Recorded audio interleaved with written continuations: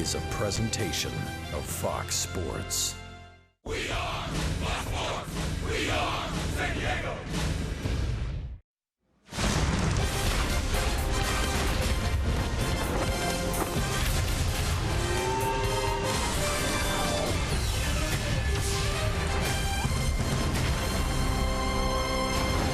Sometime broken bad dribblers can win you games. Ask Wilmer Flores. He bounces one up the middle. The throw by Schimpf to home plate wouldn't have been in time anyway, and the Mets in the 11th inning have a walk-off 3-2 victory to even this series. And we welcome you on this Sunday to Citi Field in New York, Queens, Borough, and it's a rubber game. Let's see how the Padres fare.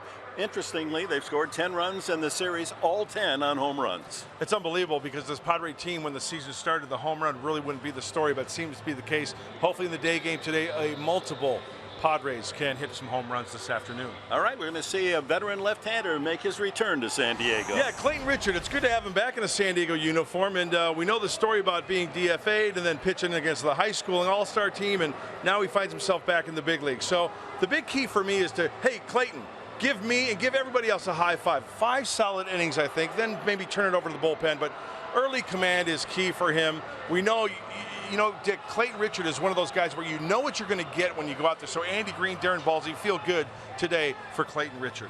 And with the Padres 4 years, he won 40 games. Here's his second coming with San Diego, and he goes against the 25-year-old left-hander Steven Matz of the Mets. Well, the last 9 he's really struggled, and this kid's got an 8-8 record at an ERA of 3.6. And one thing is for sure, the innings are starting to creep up there, but when you look at the first 12, he was lights out. Now, as the season goes on, I would have to say a kid with a bone spur in his elbow, these numbers probably would elevate a little bit. Hopefully the Padres can get to him early. Guy throws a fastball, curveball, slider, changeup, but he's a gutsy kid, Long Island kid, so hopefully the Padres can get to Steven Matz early today. One of the stories before the series was that the Mets have trouble with opponents stealing bases. Arizona stole 13 in 3 games. The Padres haven't stolen a base. Maybe today is the day. And another good note, the Padres against left-handed pitching have a winning record this year. So let's see if 16-13 will translate to a win on this Sunday. It does feel like old times. Good to have the former University of Michigan star Clayton Richard back on the mound for the Padres. More on that with Julie Alexandria when we return.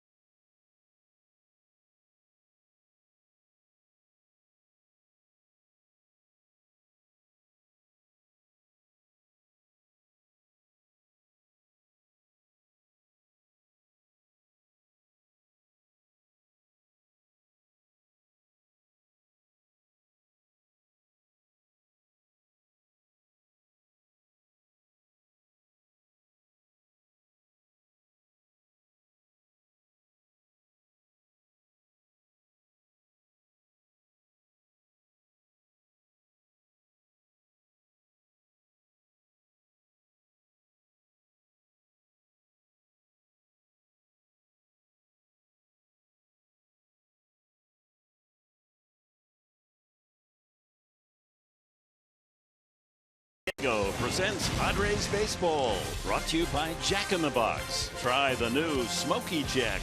Taste it before it's gone. And by Petco, where the healthy pets go. Well, upon being designated for assignment by the Chicago Cubs, Clayton Richard knew two things. Number one, he was headed home to Lafayette, Indiana. And number two, he needed to get his work in.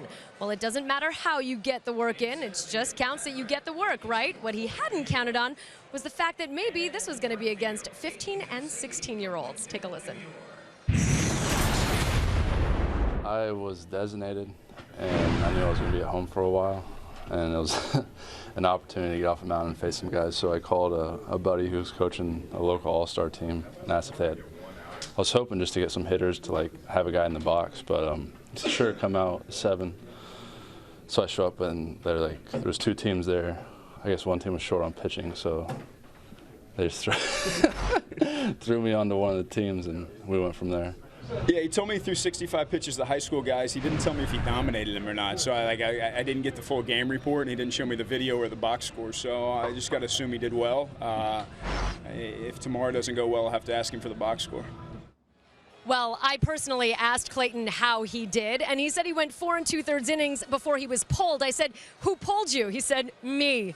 So best of luck to Clayton Richard today.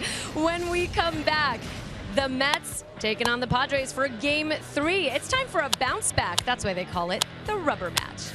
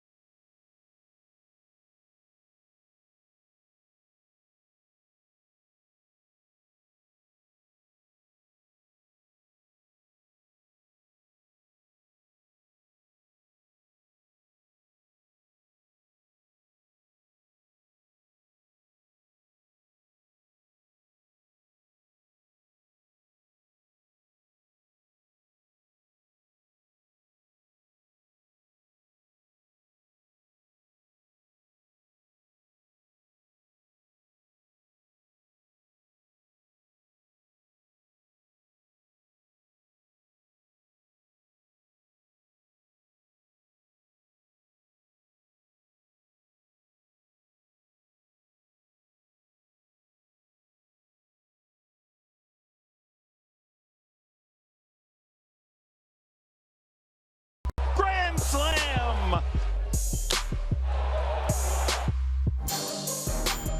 Oh my! Knows how to change speeds, hit his spots. That ball drilled to left field. How far will it carry? Myers has tied it up.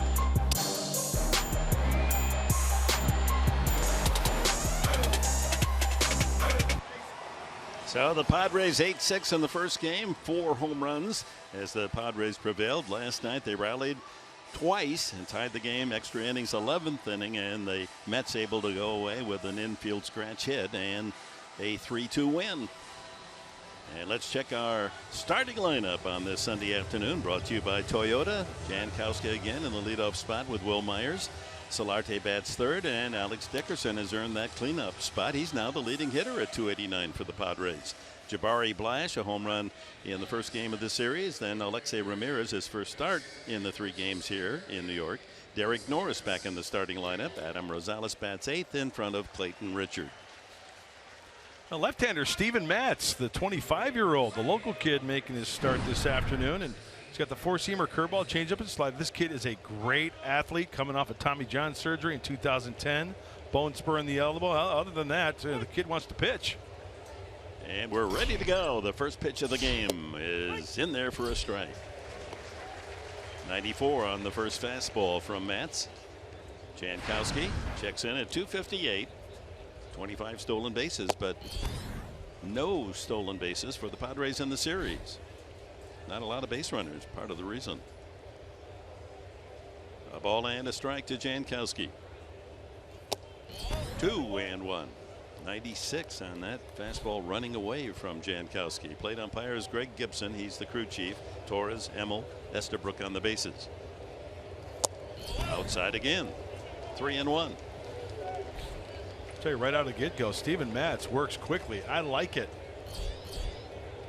Myers next on a 96-degree Sunday afternoon.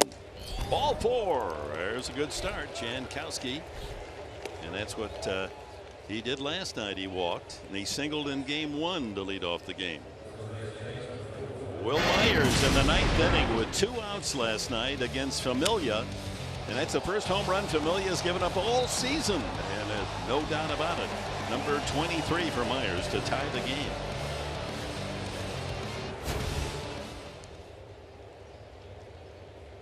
Jankowski now will threaten these Mets pitchers and battery with his stolen base prowess. Oh, that's kind of a hitch in his get along on that move, isn't it? Yeah, with the left-hander out there, try to calm down the running game. So if they're going to go, it's going to be that first move. Let's see if Matz utilizes the slide step this afternoon.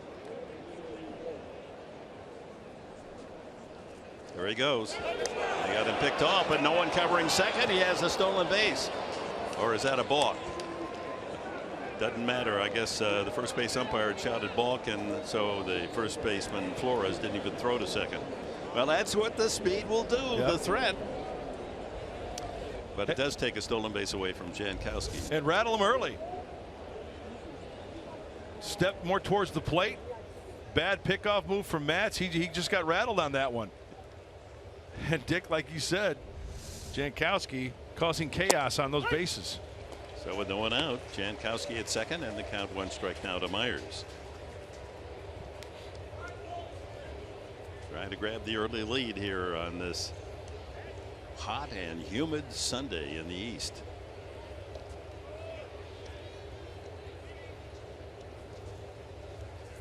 The Mets start today at 500, 58 and 58, a disappointing season so far, but they're only 2.5 games out of a wild card spot.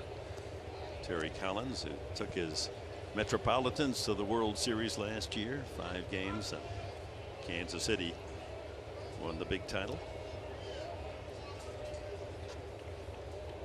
Closing out their homestand, the Mets, and they'll go on the road, go west. Arizona, San Francisco, and then St. Louis, while the Padres head to Tampa Bay after the game today. Misses low, 2-1.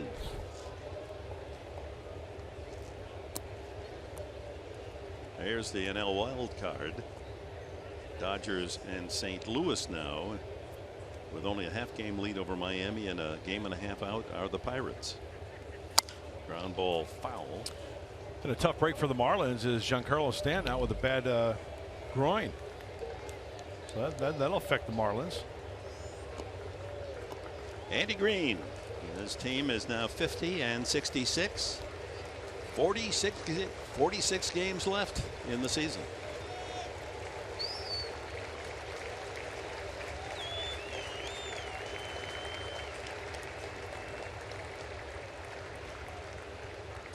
Struck him out. Myers leads the team in strikeouts. That's the 107th time he's gone down. And that'll bring up Jan Solarte.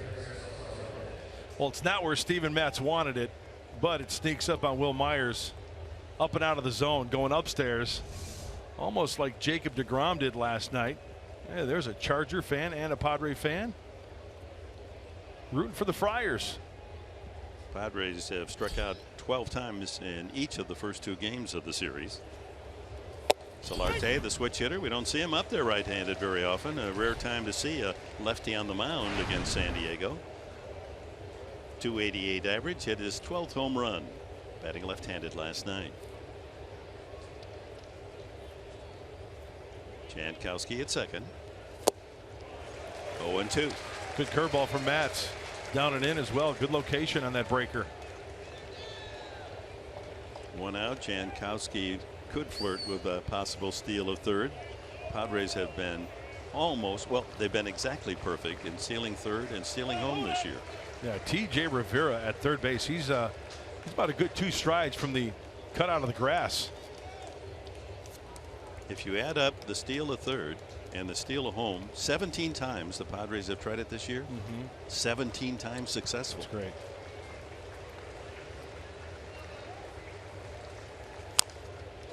Slow curveball, and he fouls it away. With the score 1-0 last night, and Jacob deGrom on the mound. Solarte tied it up.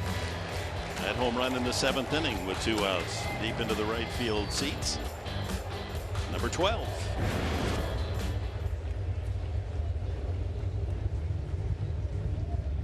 There he goes. The throw to third. In time. Well, I guess I jinxed it. Now it's 17 for 18. Very close there at third.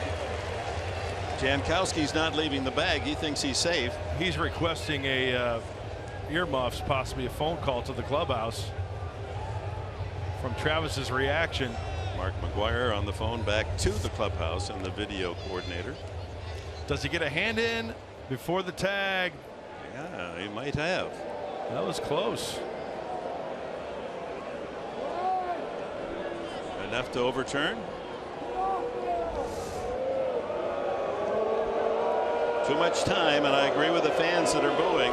You know what? Quite honestly, I think it's too close to have a challenge on it. And now they are going to ask for the challenge, apparently, because the coordinator, MLB coordinator, comes out with the muffs. This one is really going to be close. And like you said, Dick, I don't know if there's going to be enough to overturn it as Rivera comes down with the tag. Oh, that's close. Simultaneous. That is so close. From that angle, if I were reviewing, I couldn't overturn. Would like to with my heart. Sure. And even the fans watching it on the big screen out in center field, their reaction is not to cheer as if he was out. They know really close. Yeah, he might have a fingernail on there early if you want to go. If he only hadn't gone for that nail clipping effort yesterday in the city. Petty. And you know what else I noticed? He's out. Oh, yeah. So for the first time this year, in the 18th try, a Padre's been thrown out trying to steal third or home. It was worth the effort. Good throw by catcher Rivera, Rene Rivera, the former Padre. It took 69 seconds to make that decision. So now 1-2 to Solarte. And he strikes out. So a couple of strikeouts for Steven Matz in the first inning. The Mets will lead it off with Jose Reyes.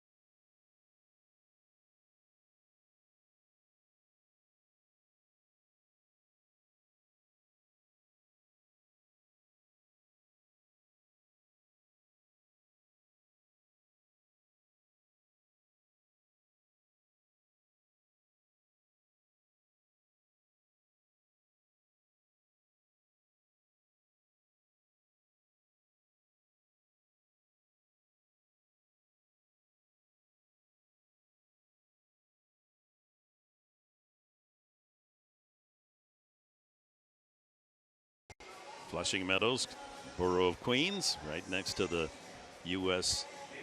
Tennis Center, the Billie Jean King National Tennis Center. And play for the U.S. Open will begin in a couple of weeks. But back to baseball. The New York Mets starting lineup is brought to you by Hyundai.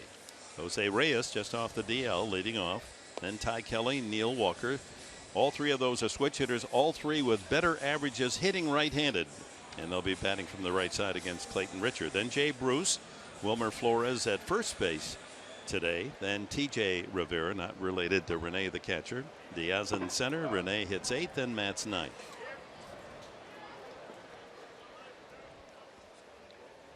And the scouting report for Clayton Richard, the 32-year-old, making his first start, his third appearance. He's got the two-seamer, the cutter, throw a changeup and a curveball. He's gutty, he's gritty. You know what you're going to get with Clayton Richard out there on the hill. He won't overpower with a fastball. And his first delivery is in for a strike at 91. Reyes batting .292 right-handed, left-handed only .191.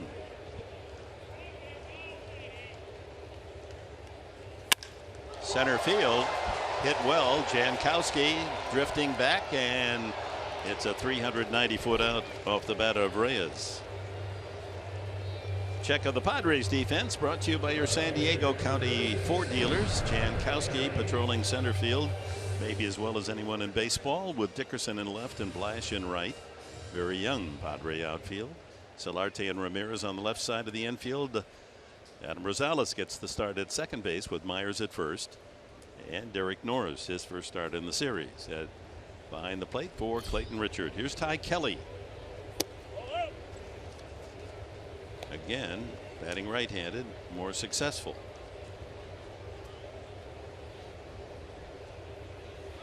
Only 39 at bats.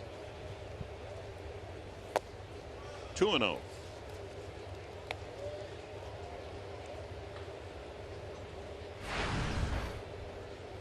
Hitting 5 for 14 right-handed. So much better than the overall. And he works the count to 3-0 in his favor. Neil Walker would be next. Well, I love how the Mets this Sunday are wearing the '86 World Championship unis. Yeah, it's nice, isn't it? Love that look. Ball 4, a 4-pitch walk. Now they do that every Sunday here to celebrate the '86 World Series Championship, wearing the '86 togs. How about the keys to the game, Mark Grant, brought to you by your San Diego Honda dealers. All right, well, let's hope the Padres win the series by winning this game on this hot, humid Sunday. Mets, 120 pitch hangover. Last outing, he threw 120 pitches. He really got stretched out. Will that affect him this afternoon? And spread out 75 pitch count for Clayton Richard. Hopefully he can give a solid 5 for the left-hander. Neil Walker, 275 overall, but 311 from the right side. Heady base running last night by Walker led to the winning run in the 11th inning as he went first to third on a soft fly ball to left field, but it was against the shift, and he was able to beat coverage at third by the Padres with his heady play. 1-1, a little low. He's hitting .456 in his last 17 games. No one in the majors in the last 17 with a better average. Yeah, he's been their offense ever since they've had a plethora of Mets going on the DL. Whoa, almost picked off his first baseman Myers. He's got one of the better moves, Clayton Richard.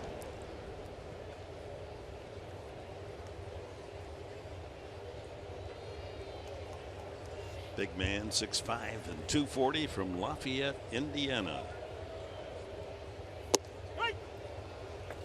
91 strike, 2-1 to Walker.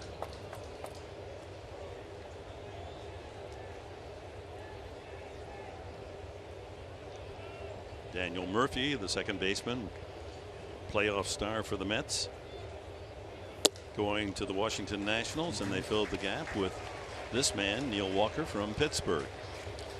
You know, like Clayton Richard on the hill, you know what you're going to get. Neil Walker, same type of player. He's not really flashy, but he puts together good at-bats, plays a decent second base, good switch hitter. Ground ball could be 2.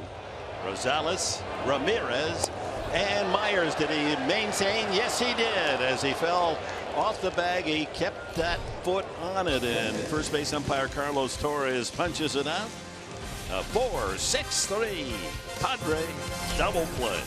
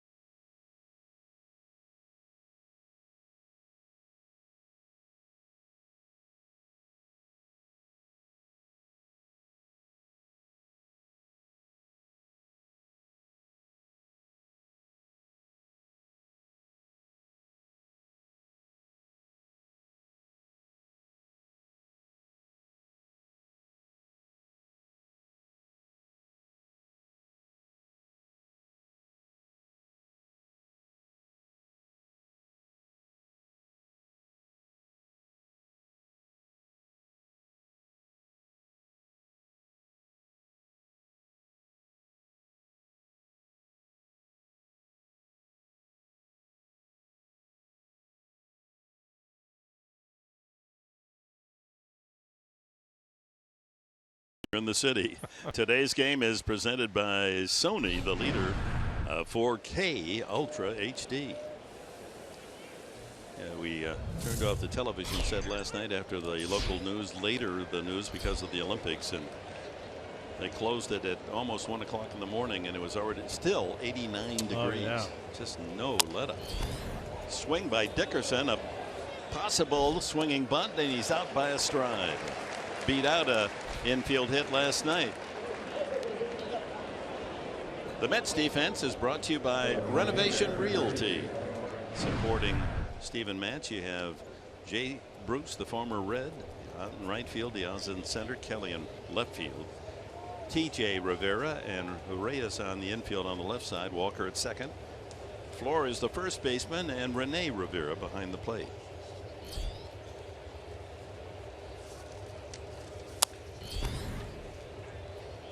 Dickerson first ball hunting, and so is Blash. Fouls it back. Homered on Friday night, his third.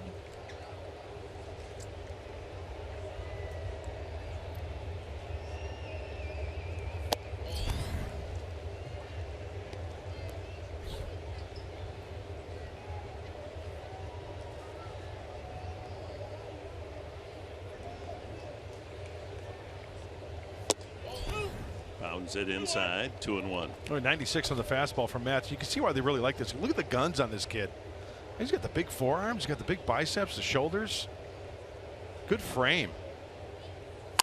Pulled just foul, almost hit the bag at third. I agree with you about Steven Matz. He gets the ball and he wants to throw it. How refreshing is that? I think that should be something that's taught to kids at a young age. Get the ball and work quickly. Find yourself a groove. No hits in the game early on. Second inning, 1 out. And Jabari Blash strikes out for the 30th time in less than 70 at bats. Time now for Tools of the Trade, brought to you by Ram Trucks. Well, last time out for Steven Matz against the Diamondbacks. Look where he wants to throw it. That's the green, but the red, that's not good. When you miss middle in, that's what's going to happen. And then Paul Goldschmidt. We know that Goldie likes to go to the opposite field, Candy. He wants it down and away. Oh, and where do you think Goldie hits this one, Dick? Probably right field. Opposite field. He's able to take that high limb and just chop it into the right field seats. There are not many guys that strong. So Steven Matz has got to hit his spots. 3 strikeouts now for the first 5 outs from Matz. Alexei Ramirez takes a strike at the knees, 1-1.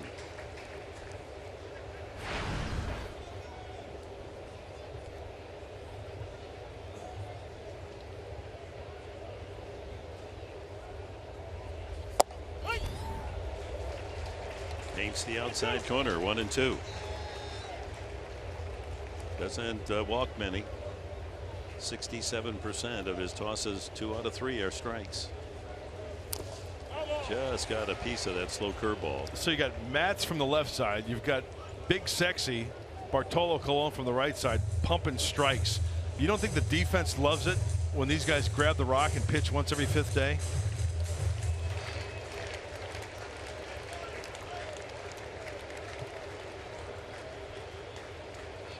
1-2. Ground ball swept to short. Ray is there. And it's a 1-2-3 inning for the Padres. No score in New York.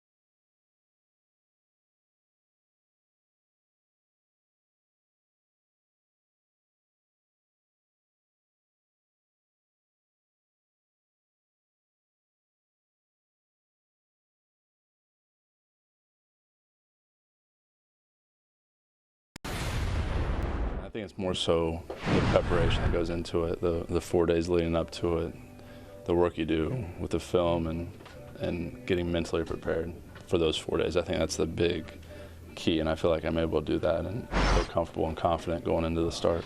I haven't pitched a ton of late, so it'll be interesting to see how the pitch count workload goes, but I'm excited to get out there and help contribute. It's been a while, so just want to get out there and try to turn over the lineup a couple times and see where it goes from there. Clayton Richard on how he prepares for his start today here in New York. And Mark Grant, question for you. What is more difficult when you make the transition as a pitcher from a relief role to a starting pitcher role? Would that be the mental preparation or the physical preparation? Thanks, Julie. I think it's from a reliever to starter. And the reason why I say that is because you have a chance to incorporate more of your pitches. As a reliever, you want to get in, out, bing, bang, boom, gone.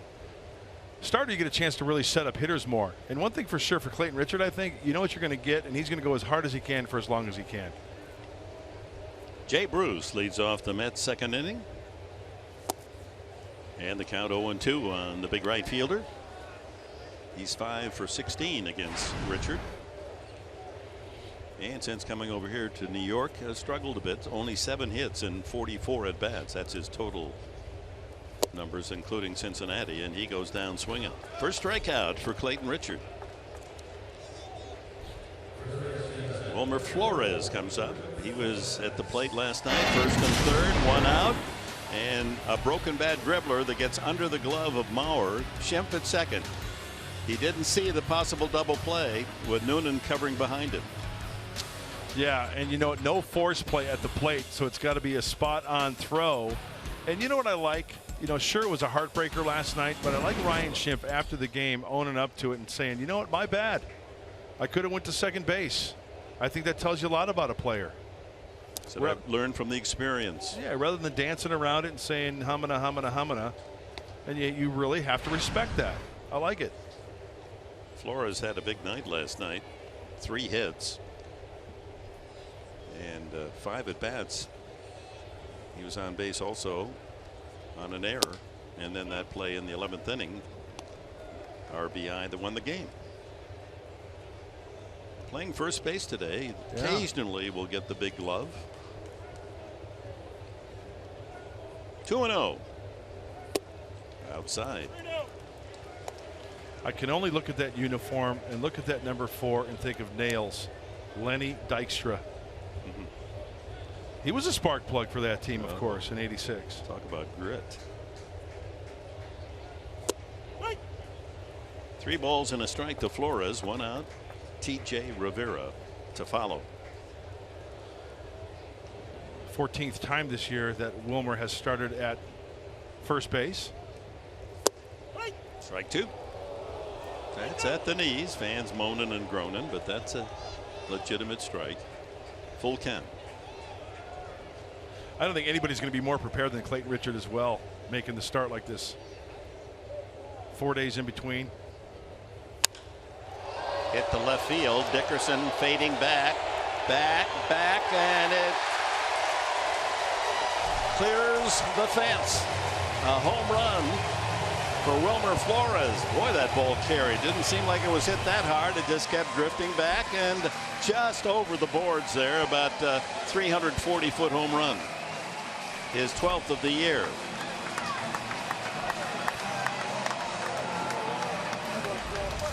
Well, with the count full, hitters are looking for the old number 1. And it looked like Clayton wanted to try to cut that ball in a little bit. Flores had to be looking for the fastball. He's quick to getting his hands through and sending it on its way.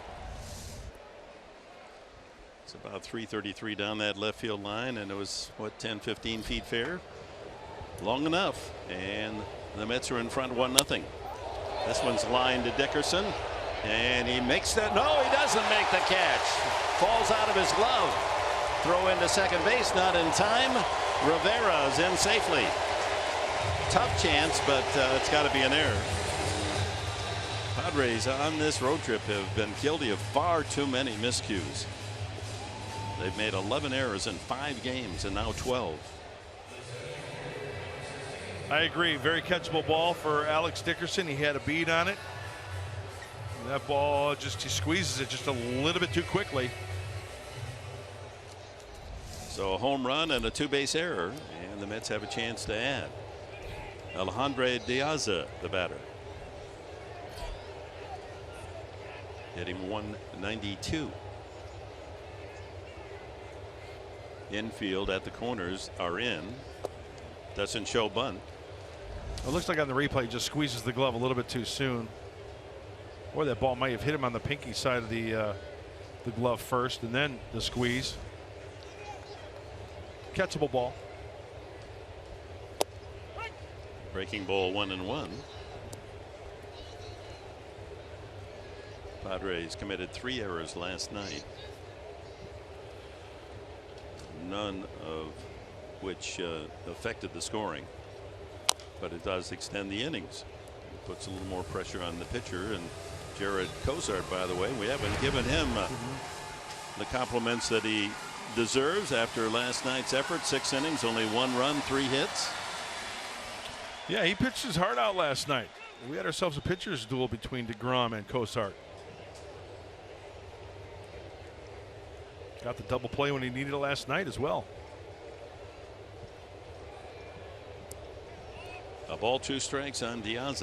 Rene Rivera, the catcher, on deck.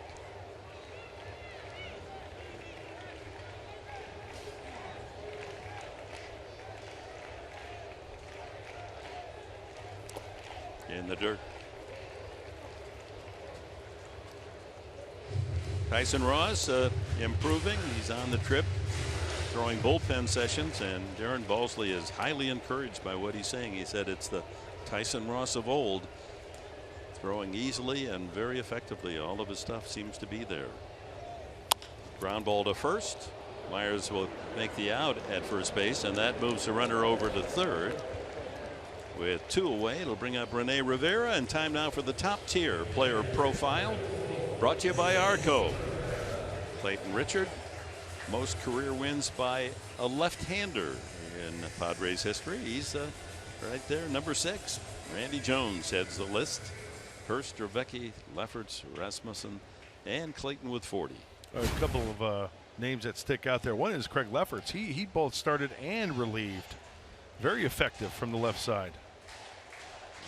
That has to feel good to the players. That breeze you can see fluttering the jersey of Richard. Inside, ball 1. Rivera hitting .220, 4 home runs. Travis d'Arnaud is the regular catcher, worked the first 2 games. Good backup, Rivera. Good clubhouse guy. He was a good Padre, Rene Rivera. He was indeed. Runner at third, 2 outs. 1-1. I remember the little barbs back and forth between he and Andrew Cashner. They would just get on each other. It's funny. Keeping each other loose.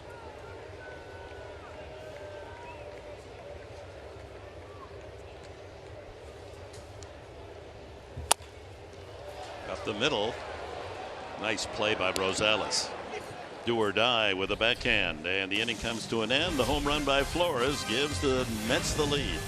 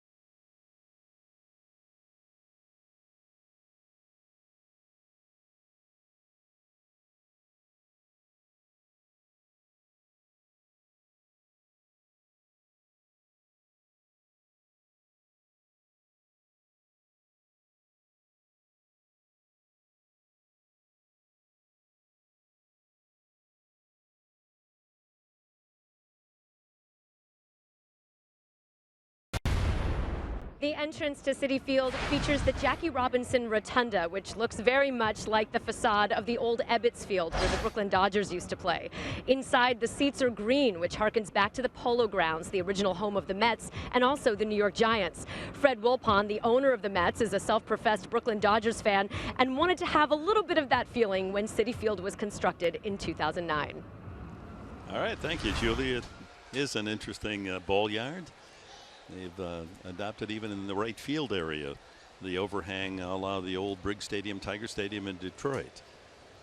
Yeah, they've got some banners here. And of course the '86 World Series champions, and they celebrate with those uniforms again today. Top of the third, 1-0. First pitch strike to Derek Norris. Oh, Tom terrific. I loved to watch him pitch as a kid. Gosh, I wanted to be like him. I remember even trying to drop and drive. The worst thing a pitcher can do. Talk about blowing out your shoulder. many guys tried to emulate Tom Seaver and end up blowing out their shoulder, but he was the one guy who could do just that, the old drop and drive. Up there dropping and driving in his wine estate in Napa, California on this Sunday. You go up and start talking baseball with him. He said, wait a minute, let me tell you about the Cabernet Sauvignon now. I think it's going to be a terrific crop. It's got a full body and very lasting finish. No, he's great. 1-2 to Norris. Foul back. Derek rested for a couple of games. I think that's the first time this year that he's taken 2 games in a row off. Not only physically, but mentally. And you know, according to Derek Norris, his days off, he would tell you, those are the ones that are scheduled off days. Okay, we got a Monday travel day. Okay, that's my off day. Thursday travel. Okay, yeah, that's my off day. But he wants to get in there each and every game. But he needs his rest as well. Inside, 2-2. See what Matz is trying to do. Pound him inside and not get extended.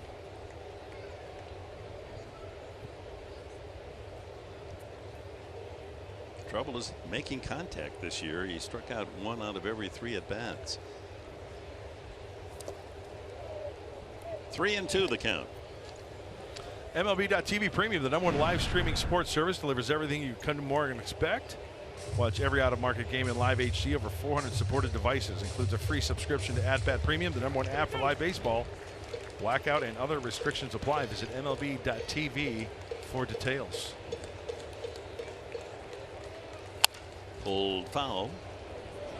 Boy, the quality on your iPhone of that app, and you watch a game, my goodness, it's great. You would think it's too small. The clarity is fabulous. The quality is unreal.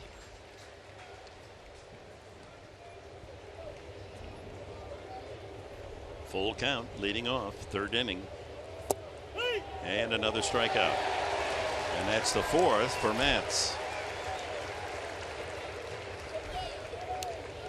Well, that big frame of Matz coming right at you, and I got the release point, kind of high 3/4, good downward plane, and a nice frame job by Rene Rivera. And you know, Derek Norris caught between a rock and a hard spot because he really can't say anything because he wants that call for his guy. 1 out to Adam Rosales, hitting just .204, but he's had some big hits, 8 home runs.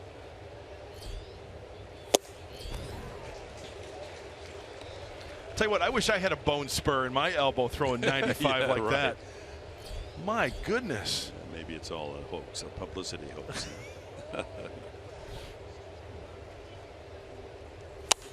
Out of play. Came up last year late and contributed to the Mets' success down the stretch. He went 4-0 and was good enough that they used him in both playoff series and got a start in the World Series. Now that goes a long way, that postseason experience. Your first year. That ball hit well to right field, but not deep enough as Bruce able to track it and squeeze the second out. Well, time now for our Cholula flamethrower. Well, the 25-year-old Steven Matz, we've seen mid-90s. Oh, how about 96 today on this hot, humid day? 96 at first pitch, and that's Cholula hot. You take points off if your Cholula number 96 is lower than the temperature.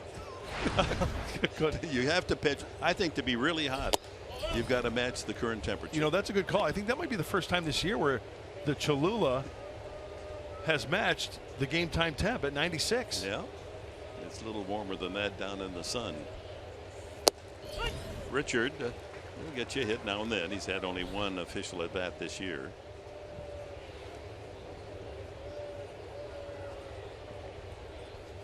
Oh, good breaking pitch, 1-2.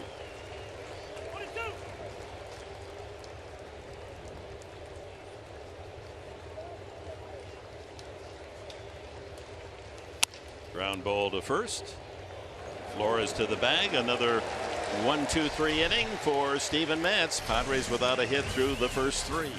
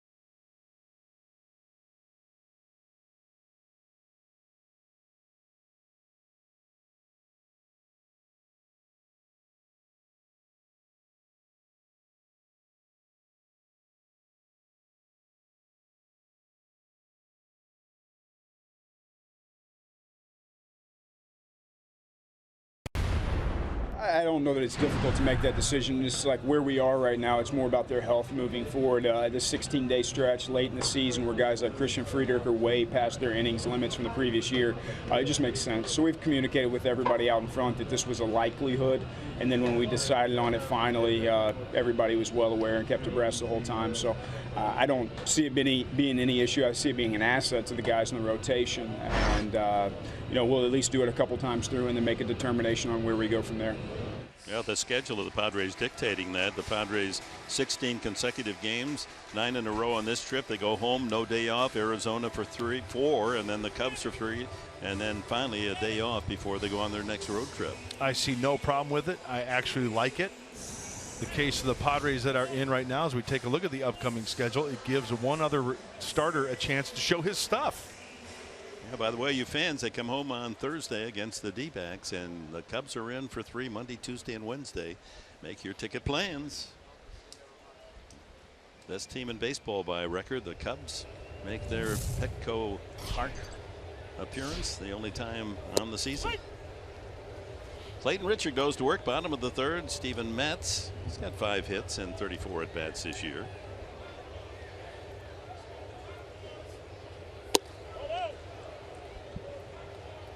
Matz, Reyes, and then Kelly in the third. New York with a 1-0 lead on Wilmer Flores home run.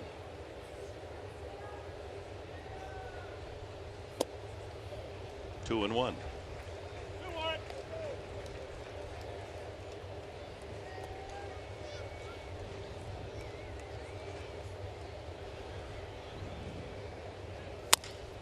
Pulled to third. 2 hops to Solarte for the first down. Reyes long out to center field, his first at bat. Well, a reminder, we open up a 3-game series tomorrow night in Tampa Bay, 4 o'clock. It'll be Perdomo against another left-hander, Drew Smiley of the Rays. He's 4-11, and then another lefty in the game too, Blake Snell. Those that like to hit against left-handers, Will Myers being one of those, has a terrific average against southpaw pitching. Going to see 3 in a row.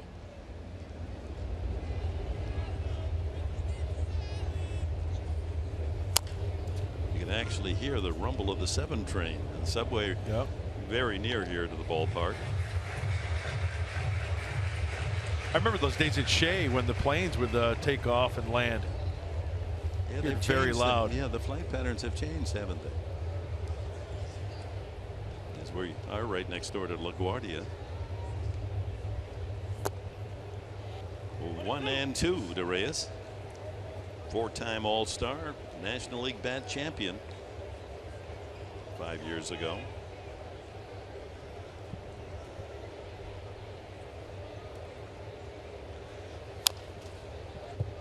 Hey, Dick, I apologize, but these uniforms are taking me back, man. Right in my wheelhouse. Number 7, Kevin Mitchell for the 86 Mets. Gosh, De Aza wearing Dwight Gooden's number, 16. Couldn't tell you who 56 was. That was one heck of a team, though. I was talking to Keith Hernandez before the game.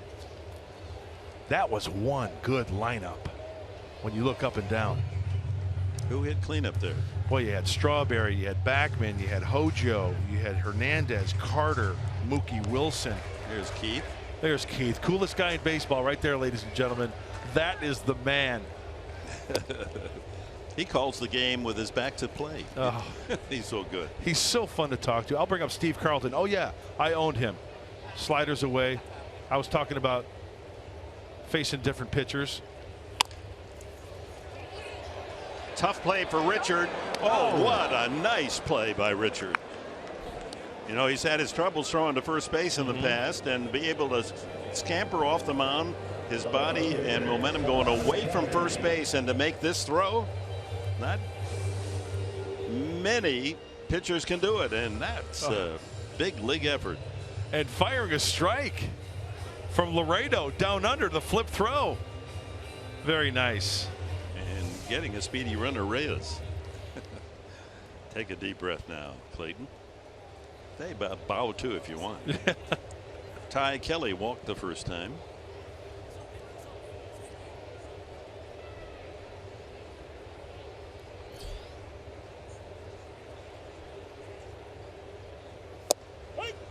You know, Keith told me What? when he first got called up to the big leagues with the Cardinals in 1974, the guy playing first base that he took over for was Joe Torre. Isn't that unbelievable? Yeah, no, the whole carousel Yeah. of Major League Baseball is so intriguing, and don't expect to think it's routine. It'll surprise you every turn. He said Joe had an issue with his thumb and he went on the DL, so they called up Keith. And how good is that? Oh, this guy, he could play, he could hit. Smart player. 2-2 now to Kelly. And people, you know, the new generation forget, they think of Joe Torre as the manager of the Yankees, and not the fact that he's one of the outstanding all-star hitters. Hey, if you're a baseball fan, check out the career numbers for Joe Torre. You will be amazed. Popped up ball first. Myers glasses down, has room, and makes the play. Clayton Richard takes care of the Mets in order in the third. It's still 1-0 New York.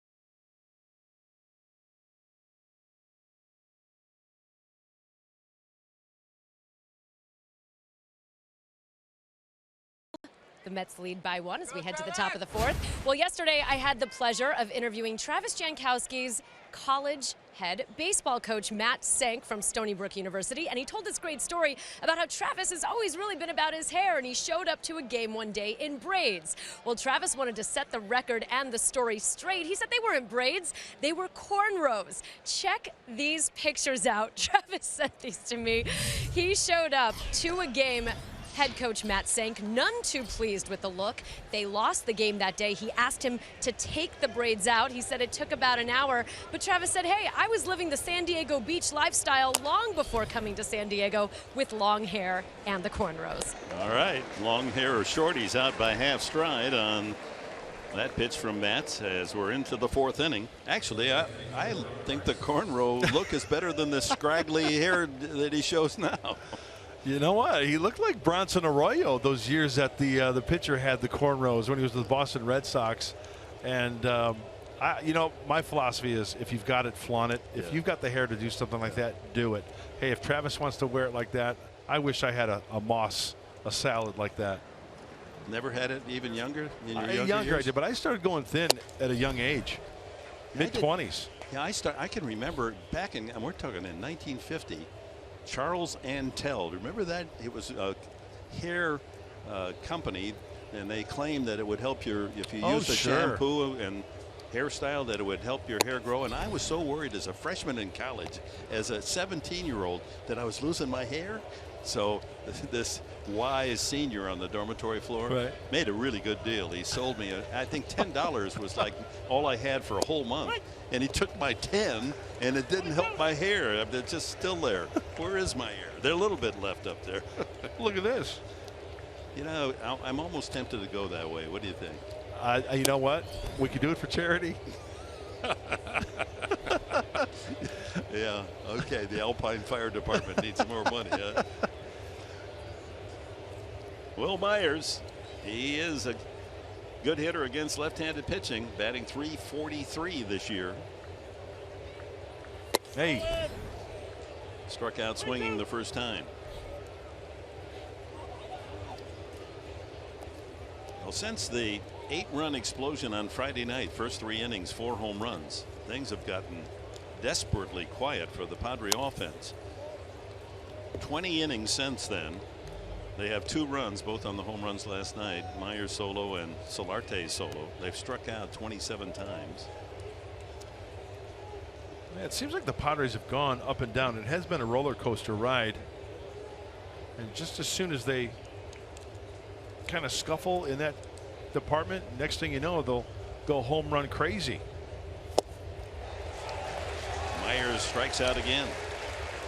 That's number 5, and that's the 30th strikeout by Mets pitching in the 3 games. Looks like the curveball from Matz. Look at him get up on top and pull it.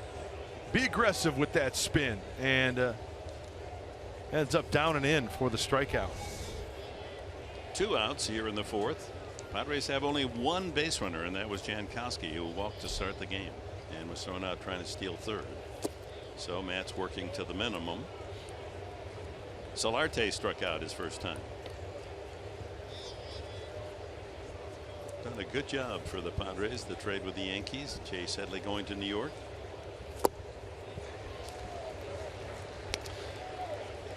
One and one.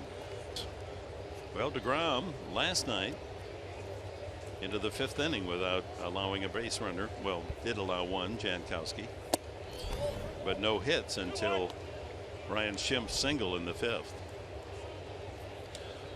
You almost have to bet maybe a fastball or a breaking ball in here. Oh, looks like he's going to go away. Fastball in. 2-2.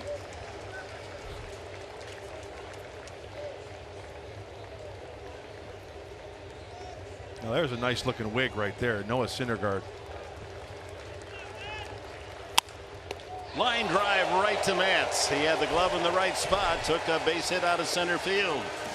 Through 4 innings, Matz is not allowed a hit.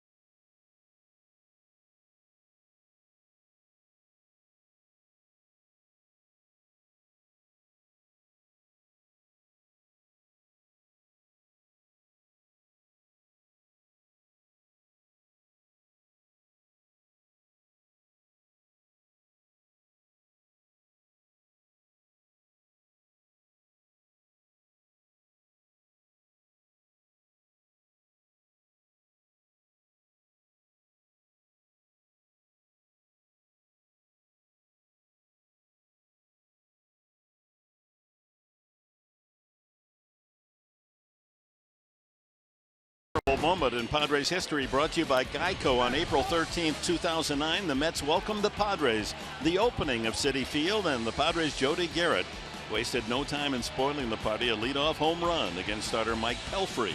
San Diego would go on to a 6-5 victory to spoil the very first game played here at City Field. Last of the fourth. Love the sombrero. Ty Kelly to lead off for the Mets against Clayton Richard. Richard has allowed only one hit, but it was a home run off the bat of Wilmer Flores.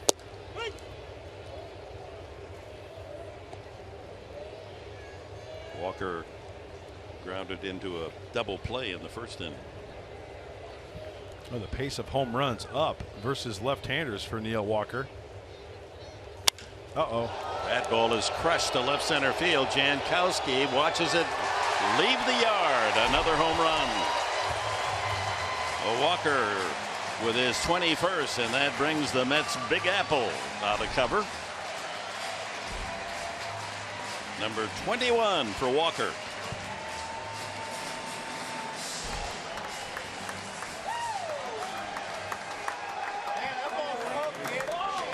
The Mets, with 2 home runs today, have 151. They're third most in the National League. 0-1 fastball, and he put a hurting on that one. Catching too much of the plate. Jay Bruce, the batter. Weak wave there. He struck out the first time.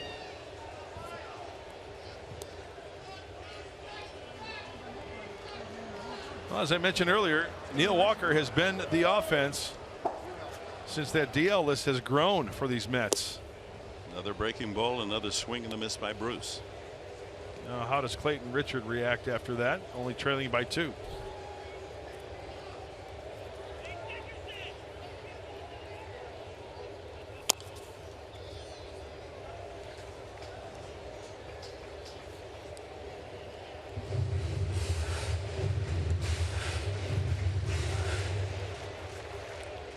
Third home run of the series for the Mets. 2 today. And Padres have hit 8 home runs in the 3 games. Their only scores have come on home runs in the 3-game series. Bruce 3 behind the leader, Nolan Arenado. Chris Bryant in second spot with 28.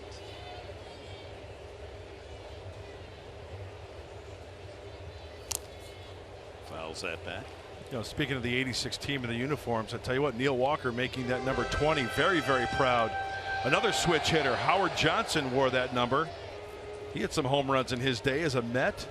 Neil Walker following suit, donning number 20. Another switch hitter. Got him again. Bruce strikes out both times, 1 away here in the 4th. Well, the good pitches from Clayton Richard, lefty on lefty here.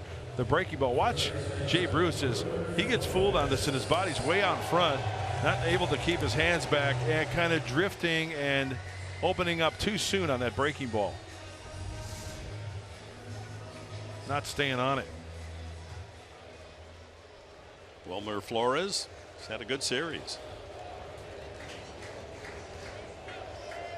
Homered his first time up, went the short way just into the left field area by the foul pole for his 12th of the season. There it is, 4 for 8, 3 RBIs in the series. Well, you're counting the last game against Arizona as well.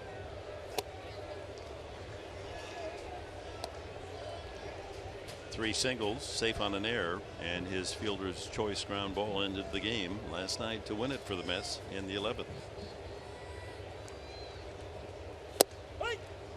2-1.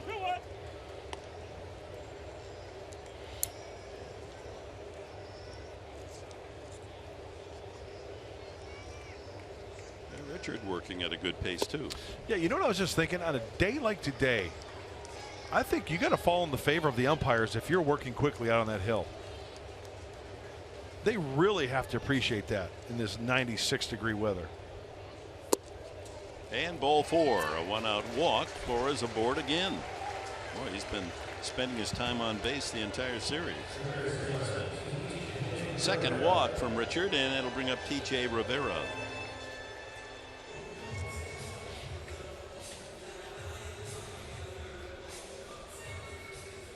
Rivera safe on the air. He hit a ball hard to deep left field, left center. Dickerson raced back on it, had the ball in his glove, but couldn't squeeze the out. Charged with the error.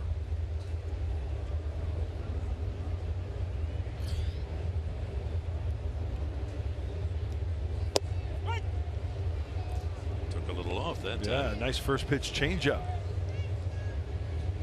Clayton's been about 91, 92 on the fastball, about 83, 84 on the change.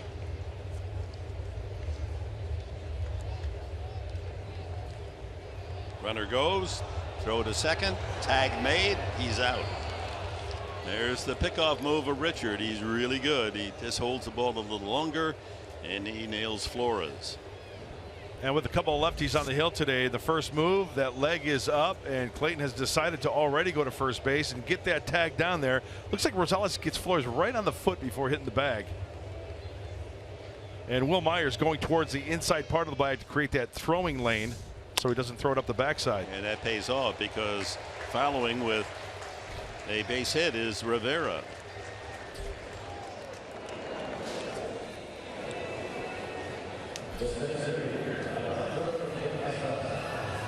Third hit for the Mets.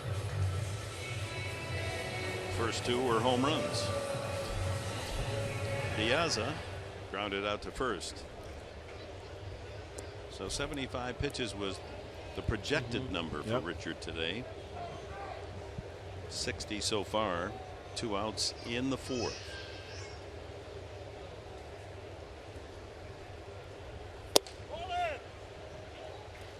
Piazza choking up on the bat, huh? Mm-hmm. Trying to create a little bat control.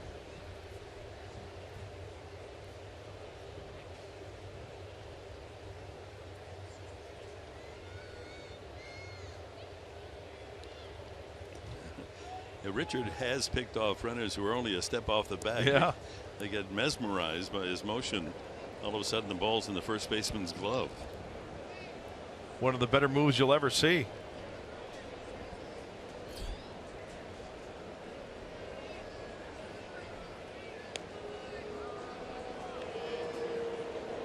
The Mets are not a running team. They've stolen only 27 bases all year.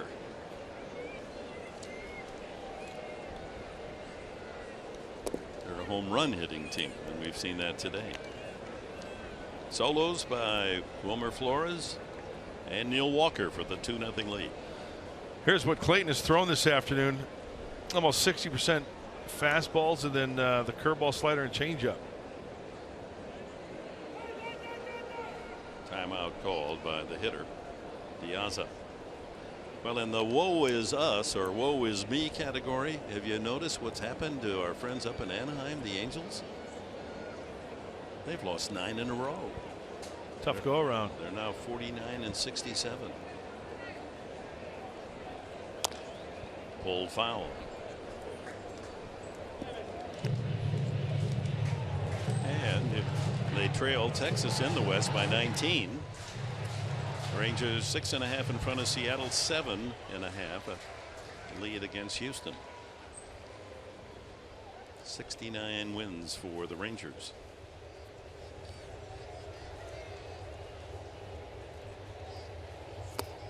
Way out in front.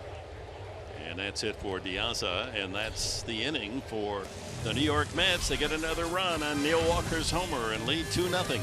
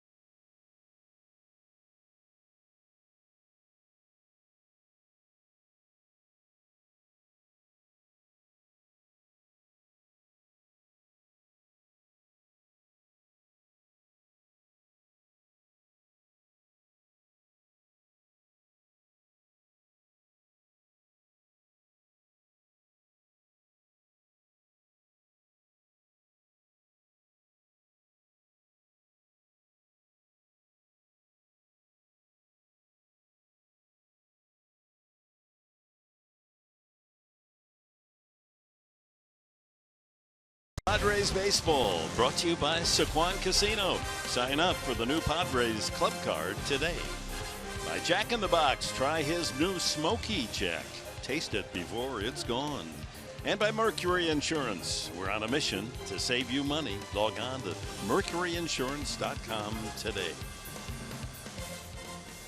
Skyscrapers of New York City with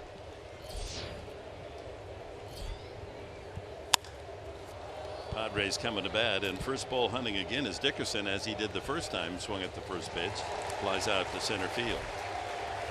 Empire State Building there in that last shot. The Chrysler Building, you said you'd rather watch the Chrysler Building stand there than the more famous the skyscraper. The architecture and the infrastructure in this, it just boggles my mind. The subway system, everything. But the Chrysler Building, I just like that look better than the Empire State Building, a beautiful structure, don't get me wrong, but I've really come to like the Chrysler Building. We used to stay right across the 42nd in Lexington. There it is. Yeah, that interesting crown at the top.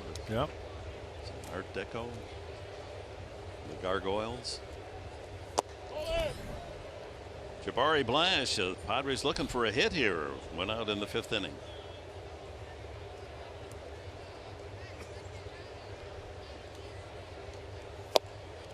Blash struck out the first time, 1-2. Well, Matt still has the velocity at 94, 95. Got a game break coming up from the Bronx, not far from here. Rays, Yankees.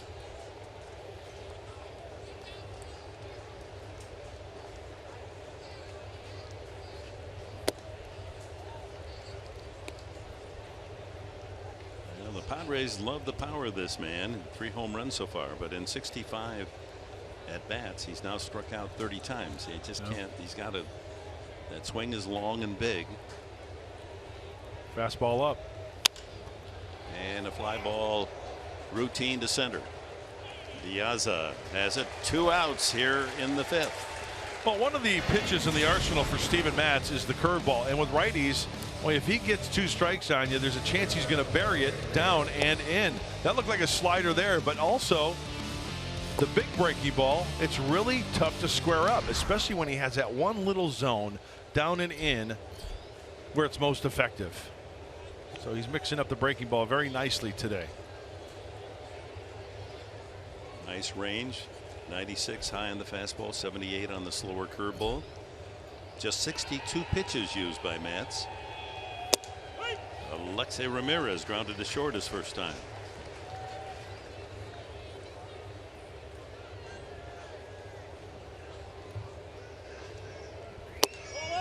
Outside, only 1 ball hit hard. That was Jan Solarte. Lined one back through the box in the 4th, and it was snared by Matz for the final out. He's on cruise control. Hasn't won here at Citi Field since way back in May.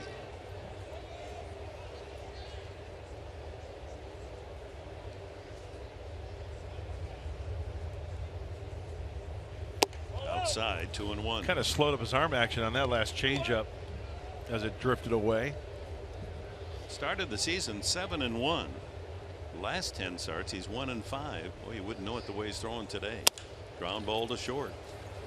Another easy inning for Matz. Through 5, Padres have only 1 base runner, a walk to Jankowski.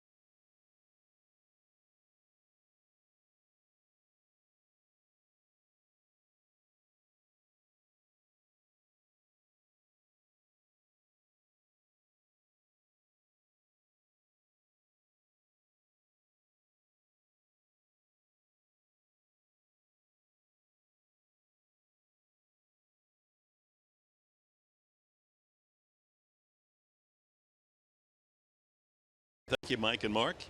Bottom of the 5th, Clayton Richard with Leonel Campos throwing in the bullpen.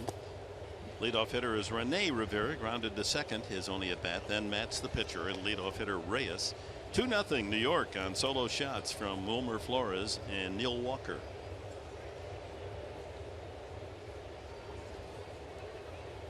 The goal for Richard was to get through 5 innings. He's thrown 66 pitches. I think he's thrown the ball very, very well.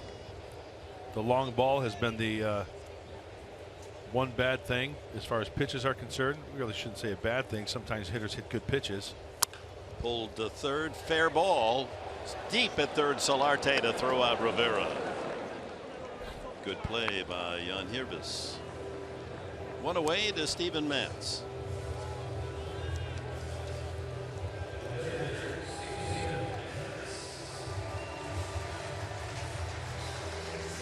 Matz took a good swing the first time up and bounced to third.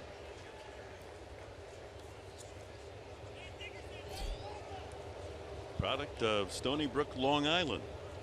So you have Jankowski out there in center field, who grew up in Lancaster, Pennsylvania, but matriculated at Stony Brook University. And here's a young guy that grew up, born and raised there. So he's close to home, signing with the Mets. He was the number 2 pick, and he and Jankowski may have encountered each other through the years. They do today. 2 balls and a strike, as you heard Greg Gibson call out the count.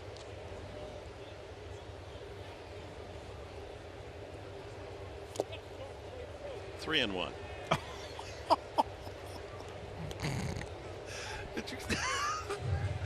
I think the umpire in the field might caught what the umpire said. I didn't hear it. But was that funny? Yeah, I don't know if we can play it. Yeah, he walked the pitcher. That's not funny. So third walk from Richard takes us to Jose Reyes. Well, that pitch that bounced in, I think I heard Greg Gibson say something like, "Come on, Clayton, throw the ball off the plate," because I think it got him in the shin. Gibson, the veteran crew chief.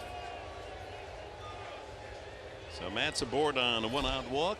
Reyes has fly deep to center. Good play made the last time by Richard on a swinging bunt toward third. He was able to pounce off the mound and make a solid throw back across to Myers to deny Reyes an infield hit.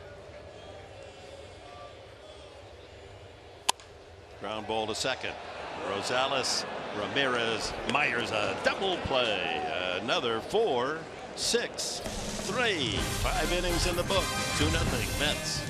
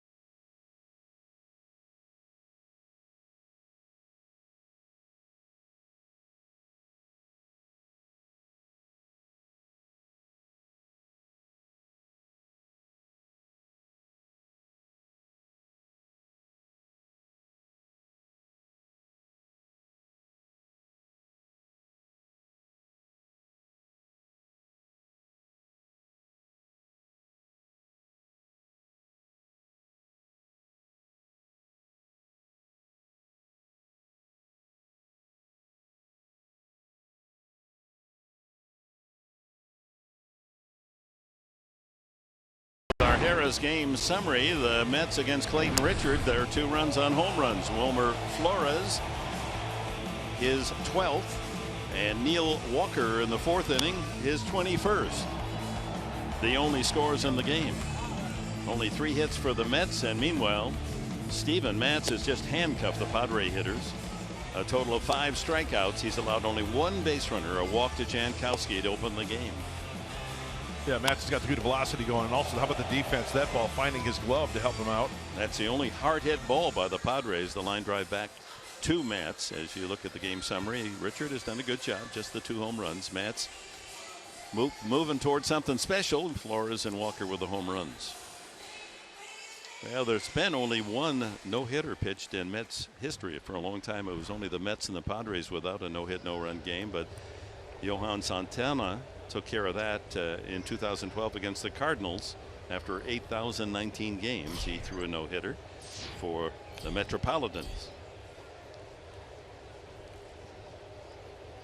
6th inning, Derek Norris will start it for the Padres with Rosales, and then the pitcher's spot. We'll see if Clayton Richard bats or whether his 5 innings has been the goal of the game, and he's done that well.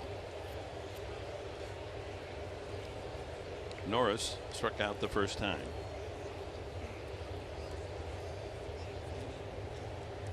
It's not out of character that the Mets' 2 runs are on home runs. 53%, more than half of their runs this year, have scored by way of the home run. That's the highest percentage in baseball. They're the lowest in the National League in team batting average. Yeah, going into this series, the Mets 3rd in the National League in the home run category. Slugging percentage 8th. On base percentage 13th. So they love the long ball. Hitting only .236 as a team, the worst in the league. Well, for the first time, Matz goes 3-0 on a hitter. Comes back with a strike on the inside corner. Terry Collins has to like what he's seeing today from his 25-year-old lefty.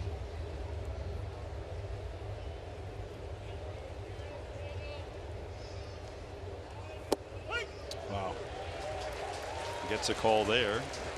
3-2. How about that? 3-0 fastball in the inside corner for a strike. 3-1 fastball count. He pulls the string with the breaking ball for a strike. And that was off the plate. Yeah. Generous call from Gibson. Line drive foul. Boy, that one into an empty seat, we hope. Karam's back out in the field to play. Then he throws a 3-2 changeup to Derek Norris. He's way out in front of it.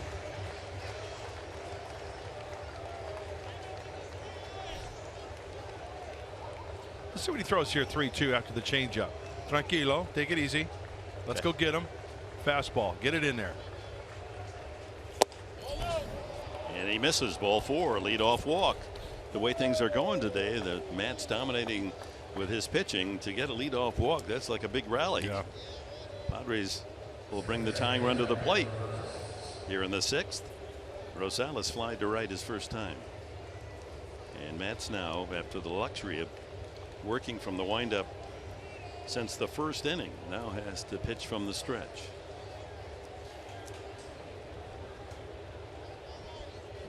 I threw him a lot of fastballs last time up to Adam Rosales.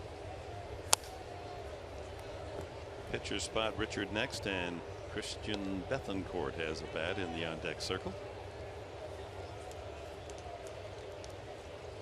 Rosales a long look at Glenn Hoffman, the coach at third, to see if something might be in the works. Swing, miss, 0-2.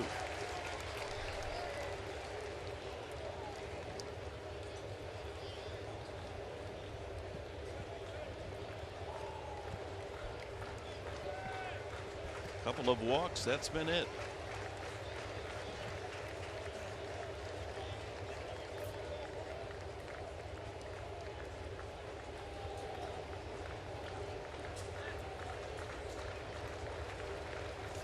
In the dirt, 1-2.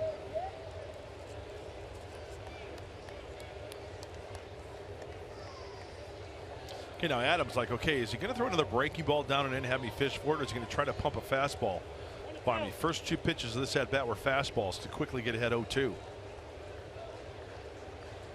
Fastball hitter. Here comes a fastball away. Pulled to third. There's one at second, and that's all they'll get as Rosales hustles up the line, safe on the fielder's choice. So they get the lead runner.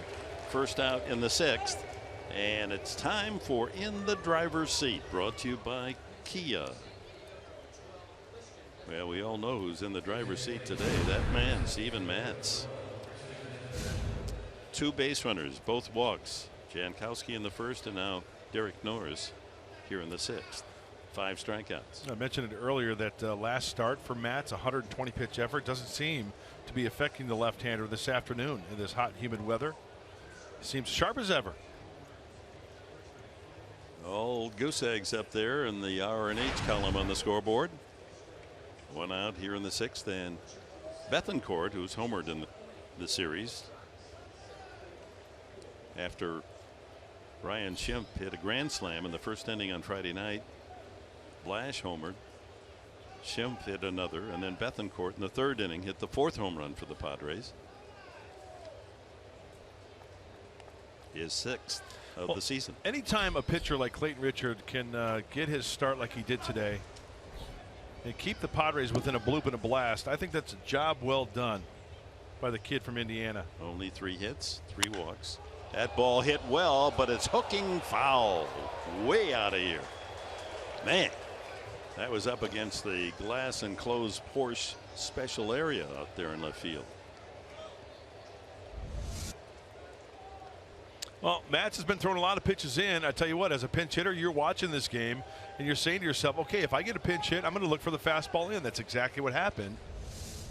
Just out in front of it a little bit too quickly.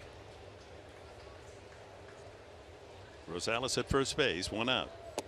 There's the slow curveball at 79. Just catches the corner. Matz ahead on the count, 2 strikes.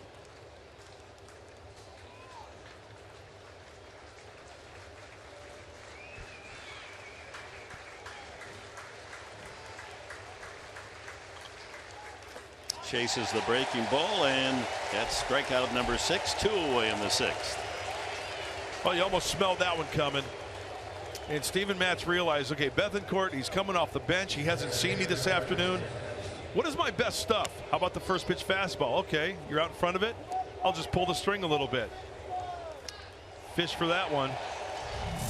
Makes short work of Christian Bethancourt. Top of the order, Jankowski. Walked to open the game and went to second on a balk. So he was at second with no one out. That's been the best chance for the Padres. With 1 out, tried to steal third and was thrown out. First time a Padre thrown out trying to steal third all season. Jabs at that. Brings third baseman Rivera in.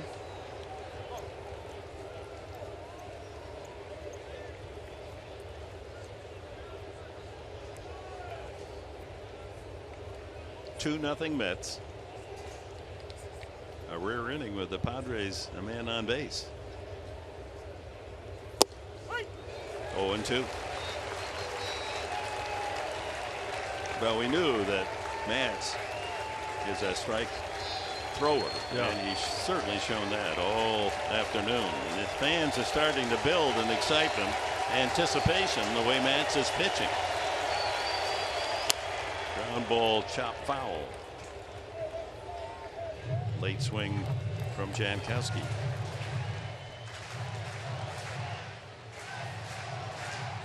A reminder again, Matz did throw 120 pitches in his last outing, so 83 gives him plenty of room looking ahead. With 2 outs in the 6th.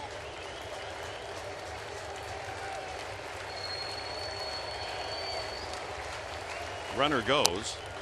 Fouled. Boy, Jankowski picked that one right out of Rene Rivera's glove. Tell you what, there's got to be nothing more exciting than a young pitcher like a Steven Matz who grew up in Long Island pitching for the Mets. You get 2 strikes on a hitter, and this crowd, they get up on their feet and they cheer. I mean, it's been louder at times, but that's when you have to learn to stay within yourself and not get too pumped up. But what a great feeling that has got to be. Remember the days back at Shea when Doc Gooden, and in fact, that's I think where it started. You get 2 strikes on the hitter, and people would just get out of their chairs and just go nuts hoping for the punch out. 2 strikes on Jankowski. 2 outs. Rosales at first.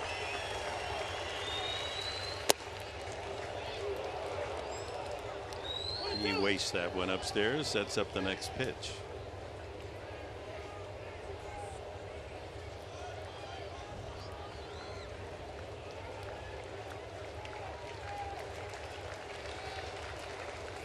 Ground ball up the middle. Walker's there. Force at second. Innings over.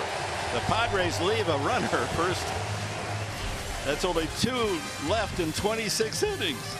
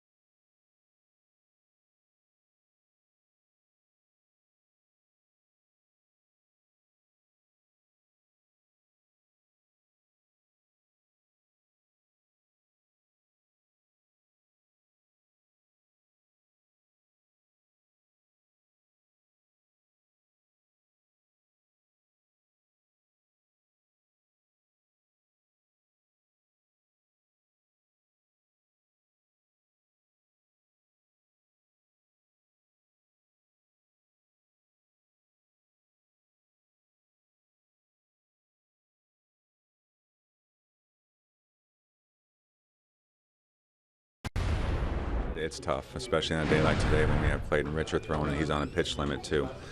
So, you know, you can't say there's no way to avoid extra innings. You can't plan it out that way, but our guys are going to have to suck it up a little bit in the pen, which they have the entire year, and just, you know, step up. And you know, if somebody needs a rest, the guy who is up tonight is going to have to give us some good innings.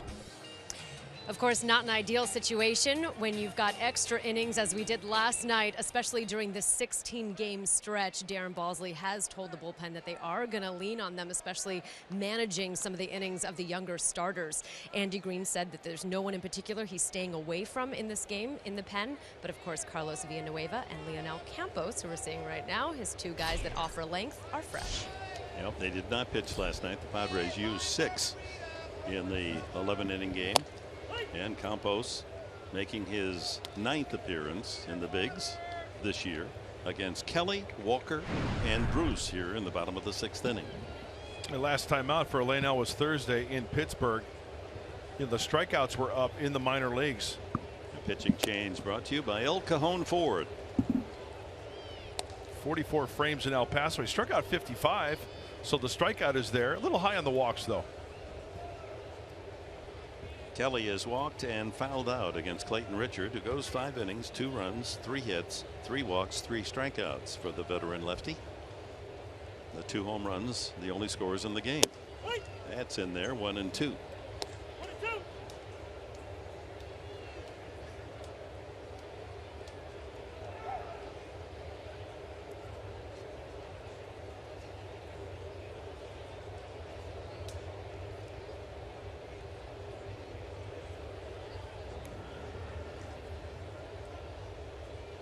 Oh, up and in, 2 and 2. A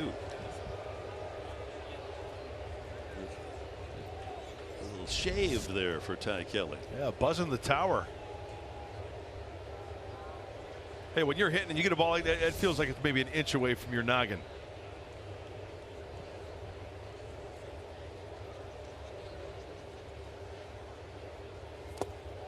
And now a full count.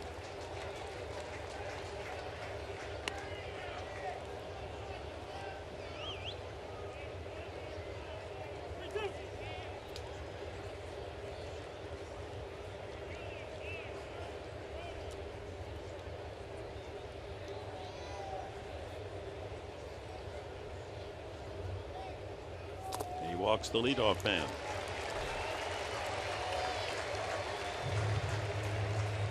Clayton Richard holding the Mets to just 2 runs, 3 hits, and 5 innings. And as we heard from Darren Balsley, the pitching coach, on the pitch count today, and I think he made the most of them. I think what they asked from the left-hander, he delivered. This is a nice play here, huh? Very athletic. We know he's a great athlete, and helping his own cause there. Breaking ball was sharp, and the pickoff move, one of the best in Major League Baseball. It's good to see him get out there. Couple of double plays, 4-6-3 to help him out. And I'm guessing that if I'm a betting man, the only guy in Major League Baseball history that has thrown to high school kids and big leaguers in the same week. Yeah, that's something. Or within the, a couple weeks span. Neil Walker, batting right-handed, homered his last time up, his 21st home run of the season. Now from the left side.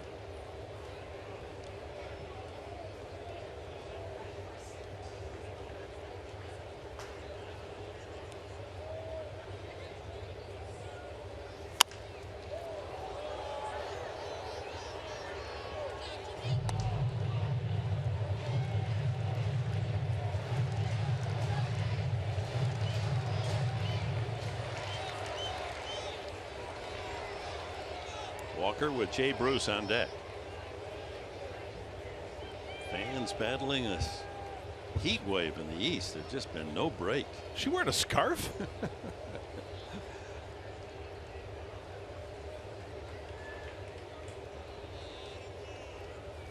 Might be your lucky Mets scarf. It could be, and I'm not going to argue that. I mean, we know how superstitious some baseball fans can be, and you have to respect that. It's a good way to keep the sun off, you bet. Soak the towel in ice water. That'll keep you cool. Cool. Lead off walk. Kelly at first. 1-2 now to Walker.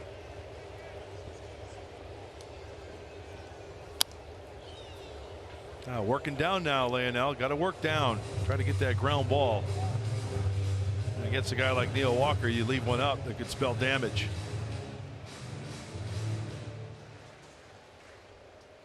Facially, it looks a little like Yonder Alonso, doesn't it? No bet.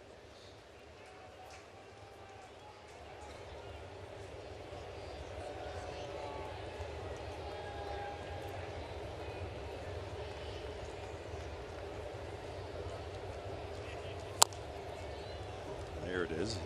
Goes low, and it's 1-2.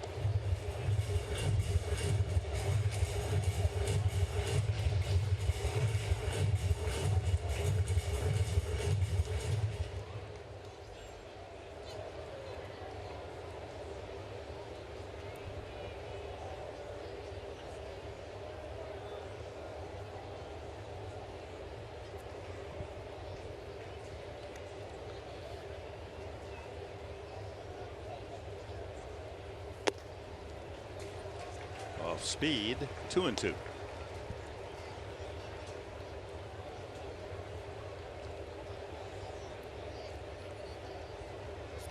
Well, in this era, news is immediate, and it's spreading throughout New York and throughout Citi Field today. Something brewing here at Citi Field. Steven Matz pitching a gem through 6 innings. Mets lead 2-0. Oh, pretty good pitch. Yeah, he didn't get the call. Derek Norris was set up away, and you know that's a good pitch. He needed that pitch.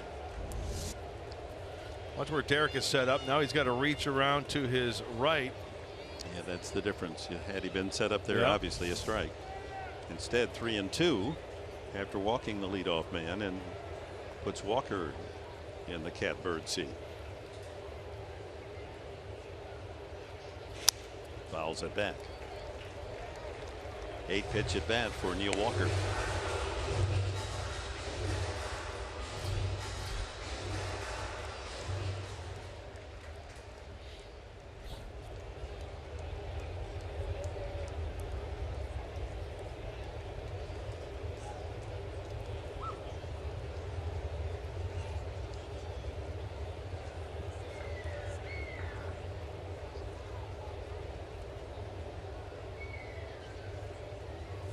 Got him. First strikeout for Campos. Gets a tough hitter. Brings up Jay Bruce. Good firm fastball at the knees. Campos a little erratic this inning, but he hits his spot here. And with 2 strikes, fewer than 2 outs, first base occupied, no need to tag the runner or the batter.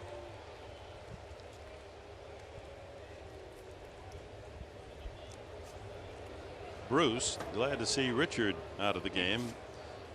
He didn't get many good swings, struck out twice facing Clayton. Shift on.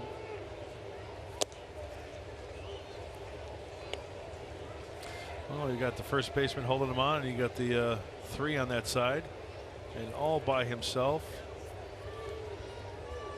at shortstop. Alexei Ramirez.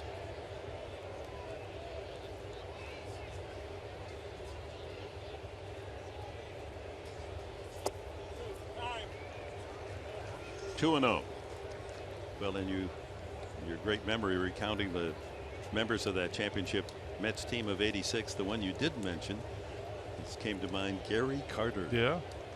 What a player. Hall of Famer, number 8. The kid.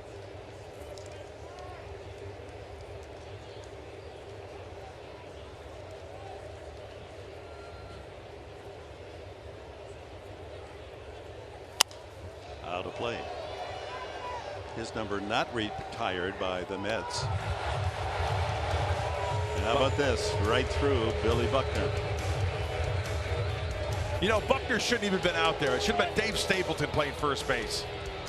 Ray Knight scores. That didn't win it, but that set it up for the Mets.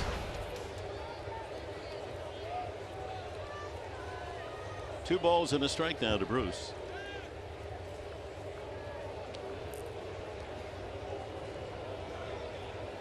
So many stories out of that game. I mean, it's incredible. That was a great baseball game.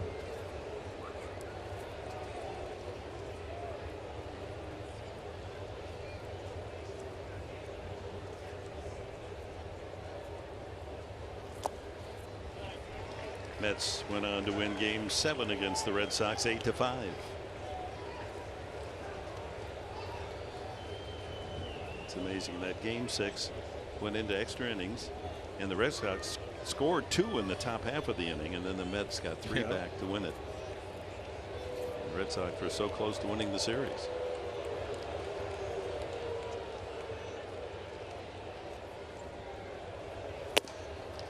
Another walk. So walk, strikeout, walk. Campos. As we check out the Bill Howe plays of the game, and it's the home run ball. That's the signature of this Mets team. Wilmer Flores, the short distance to left for number 12. And then Neil Walker goes deep to left center. Walker's 21st. Our Bill Howe plays of the game. Yeah, both on fastballs, and Flores really turned on that fastball, sent it down the left field line, and the one that we saw Walker hit just catching too much of the plate on the fastball as well. So a couple of walks at the table for the Mets to add to their 2-0 lead as Wilmer Flores steps up. He has homered and walked today.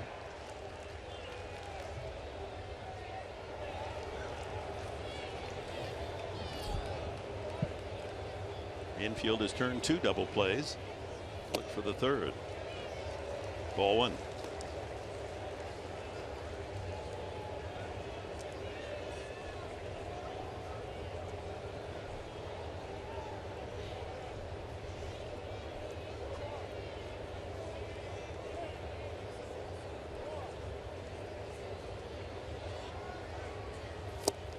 Ooh. Loses the bat. Unfortunately, it didn't flip back on the catcher, Derek Norris.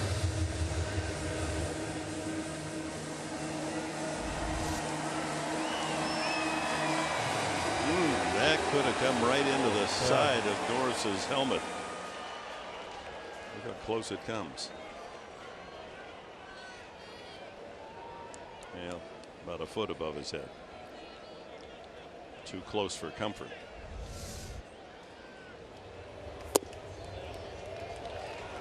Two and 1. Well, the pitch location of Wilmer Flores' first at bat where he hit the home run off of Clayton Richard, number 6, inner half of the plate, and he spun on it. First and second occupied by the Mets. 1 out, couple of walks, and now 2-1 to Flores. Popped him up. Infield fly rule as Rosales makes the catch. 2 away. This copyrighted telecast is presented by the authority of the San Diego Padres. It may not be reproduced or retransmitted in any form. The accounts and descriptions of this game may not be disseminated without the express written consent of the San Diego Padres.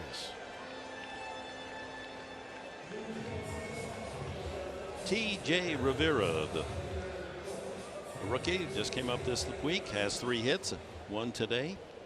Also safe on the air. The ball dropped by Alex Dickerson in left field.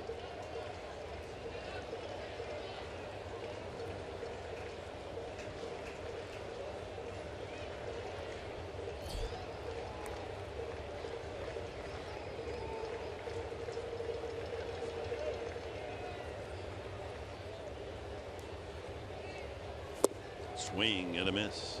You look at those fans and how hot, humid it is. You almost need to bring somebody that you really are close to when you come to a ballpark on a day like this. Otherwise, you know, you could stick.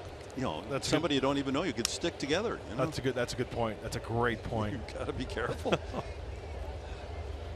It is sticky. 1-1.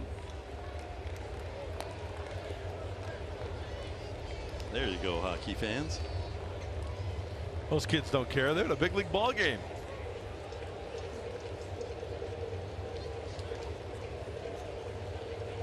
Padre pen is busy. Jose Dominguez starts throwing.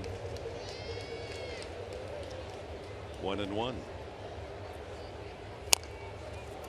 Pounded toward third, and a good play made by Campos to get out of the inning. A couple of walks, no damage done. 6 complete. Will Myers will lead off the top of the 7th inning, and the Padres come up with a base hit against Steven Matz. The drama builds here in Flushing Meadows.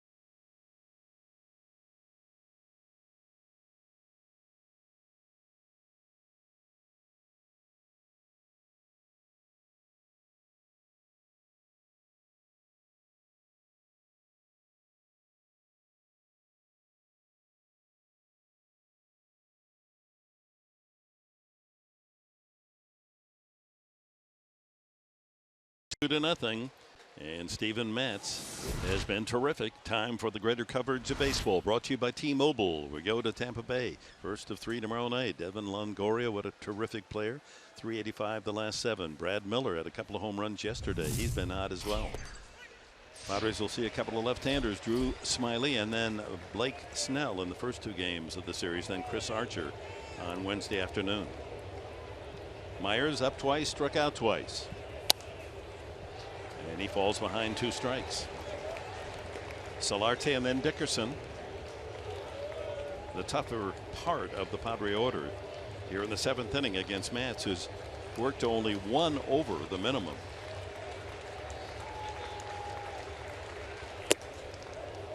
Busts the fastball up and in at 94. Yeah, the velocity's still there.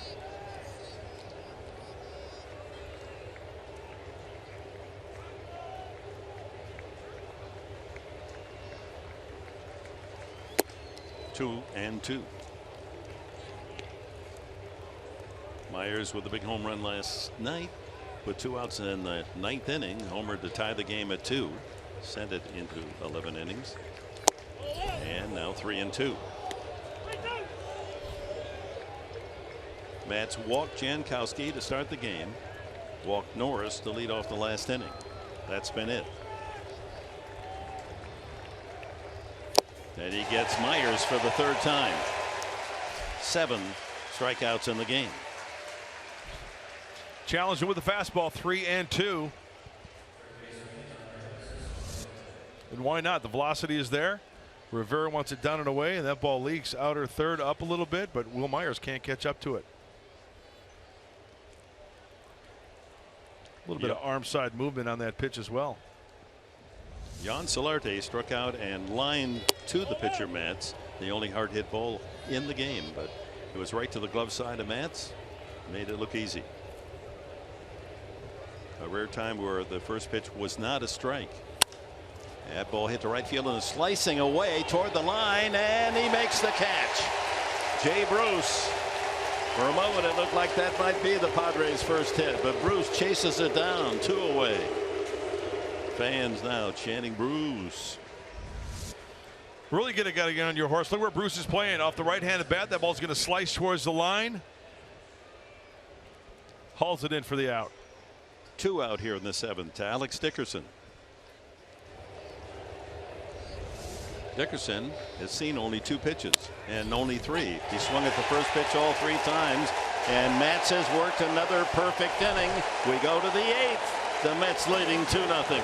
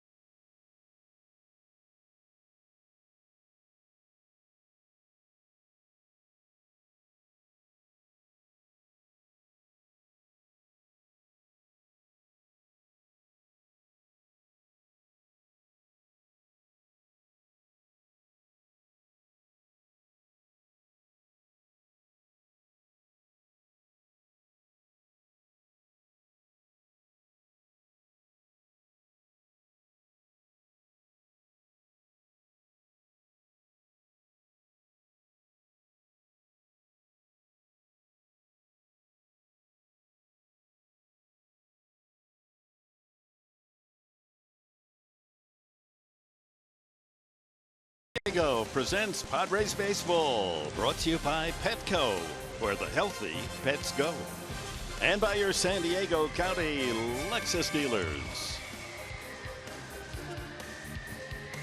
Looking back to the skyline of Manhattan. Welcome back to Citi Field, Flushing Meadows. Zeros in the 2 key columns, runs and hits, as Steven Matz 6 outs away from considerable notoriety. As I said earlier, only 1 no-hitter in all of Mets history, and that was 4 years ago, Johan Santana. The one thing that really sticks out for me, Dick, is that Steven Matz, last outing, we mentioned it earlier, 120 pitch effort against the Diamondbacks, but no side effects from that at all. And when you look at what Steven Matz has been doing, he's really been pounding the fastballs and the breaking balls in. And you know what? He's got such good velocity at 94, 95 that even when he misses with the fastball up, he'll get away with it. Painting at the knees. Breaking ball into the righties, as I mentioned. And a little help from his friends, Jay Bruce, last half inning in right. He's in a groove. 7 strikeouts, 2 walks. The only base runners allowed. Well, business first in the bottom of the 7th inning. Campos will face the lower third of the order. De Aza, Rivera, and Matz. De Aza is grounded out and struck out. 2nd inning for Campos. Walked 2, but pitched around it in the 6th inning. Mets have only 3 hits, but 2 of those home runs.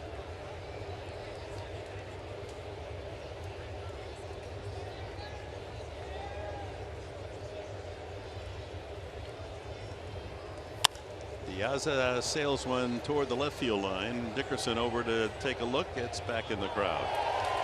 Nice catch.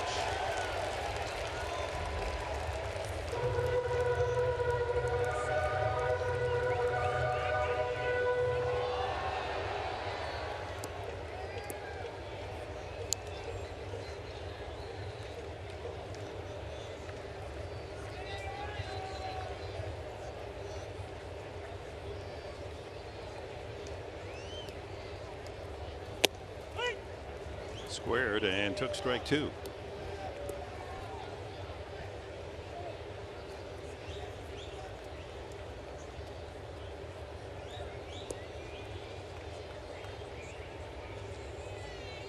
So going 11 innings last night, the series now has been 27 innings long.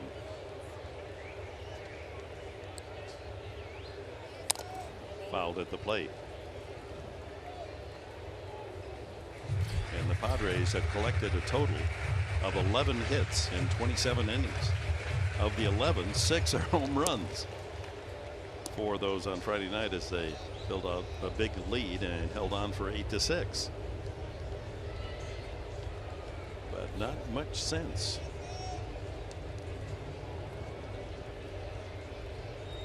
Two strikes to De Aza.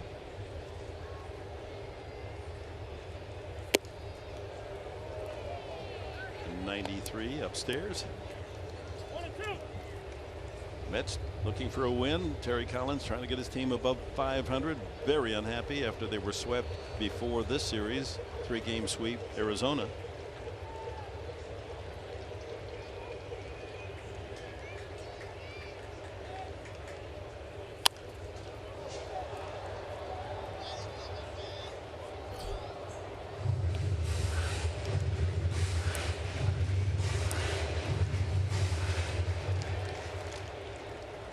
Every team has a considerable core of people working in sabermetrics.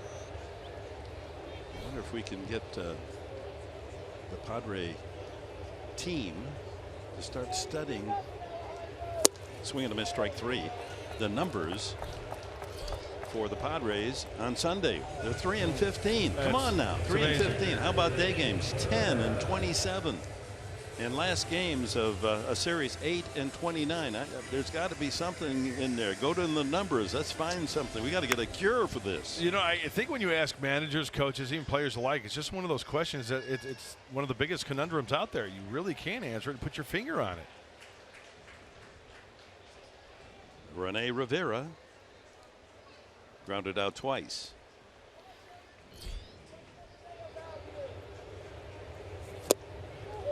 Well, that's a good split or changeup that Campos possesses. If he starts it at an even mid-thigh high to the hitters, that thing will just drop off the table.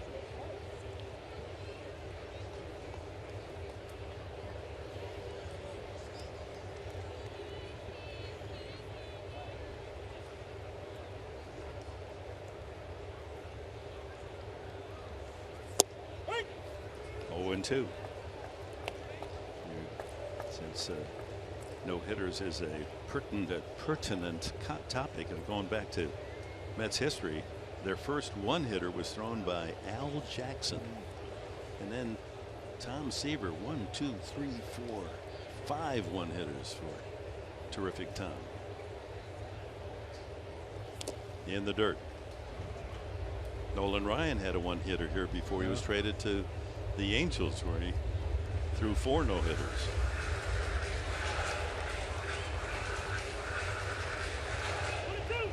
I know, you think of all the greats that have pitched here. You know, Dwight Gooden, Tom Seaver. Only 1 no-hitter in the franchise history. And R.A. Dickey threw 3 one-hitters in 3 years here, the knuckleballer. 1 ball, 2 strikes. Chopped to third, charged by Solarte. He's got time with Rene Rivera, not a speedy runner, and there's 2 gone.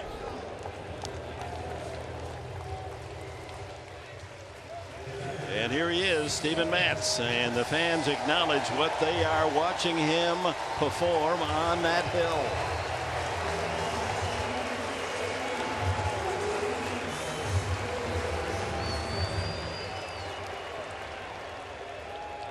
He walked the last time, bounced out to third his other at bat. You don't like to root against a man hitting, but I would think the Mets fans are hoping he doesn't get on base. He grounds right to the shortstop Ramirez, and that's the 7th inning. We go to the 8th. Mets and the Mets 2-0.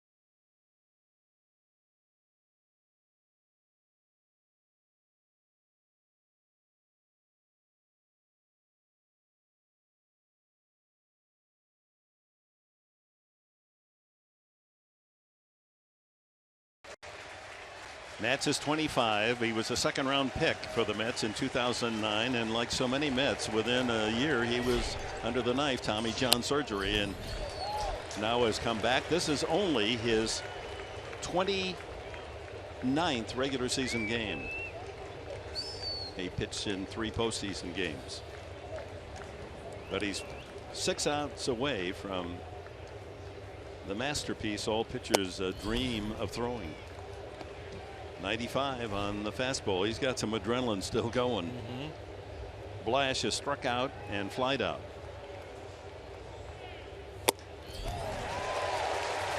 Busts that one through the swing of Blash. Flash hitting 188, then Ramirez 237, and Norris 191. The three men to face him here in the 8th. Terry Collins is taking no chances. He has Addison Reed throwing in the bullpen. Up high, 2-2. We all know what has happened in the past. Often when something like this is going and then the first hit arrives, then it all kinds of crumble, and you not only lose the gem, you lose the game. And Collins is thinking in that term. High, 3-2. And I think the 120 pitch effort last time out plays for Terry Collins as well. That's the 100th toss today by Matz.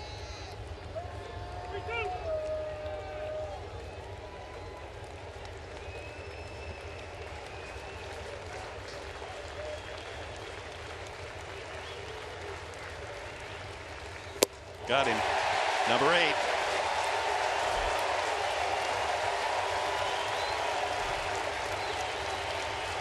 Five outs to go. Got him with the fastball again. The velocity is still there. And as I mentioned earlier, even though he misses with location, Rivera wanted that one down and away. Even when he misses up in the zone a little bit, he's got that sneaky fast fastball at 95 that is just buzzing by these hitters. Ramirez, the one Padre hitter, making good contact both at bats. He's grounded out. He can be a tough out.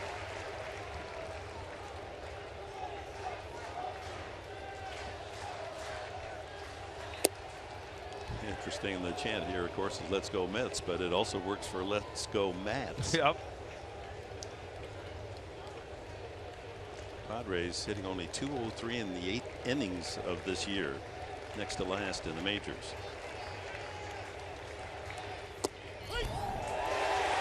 At the knees, 1-2.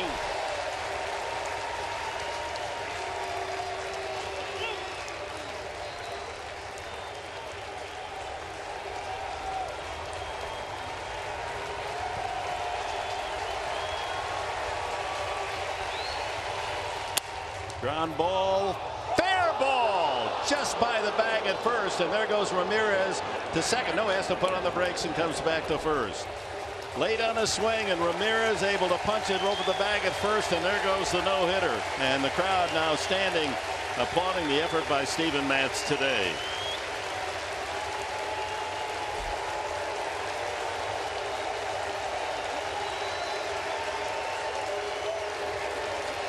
$26,612 treated to a very special performance. Here comes Terry Collins. The no-hitter's gone. And what is important for Collins and the Mets is a win. And here's the standing ovation again for Matz.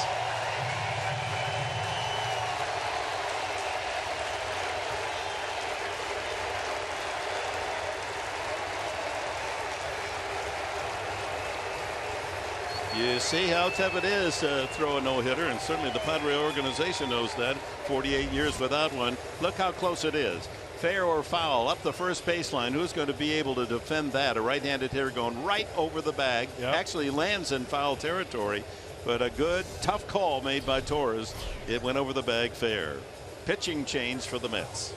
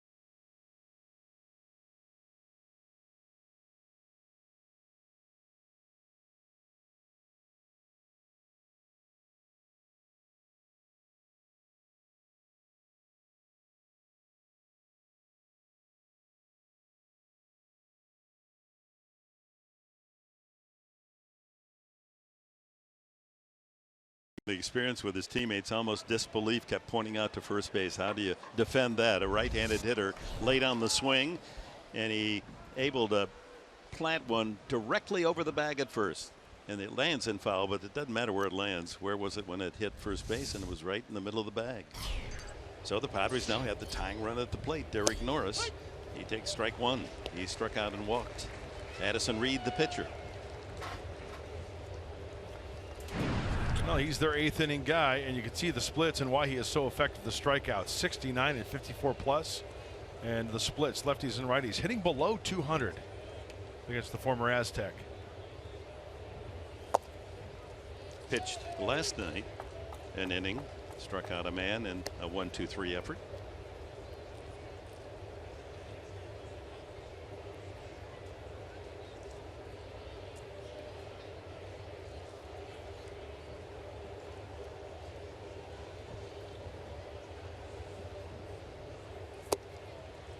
Crowd still buzzing about what almost was. Jerry Blevins, left-hander, we saw him last night, is now throwing in the Mets pen. If ever there was a man overdue, he's at the plate right now.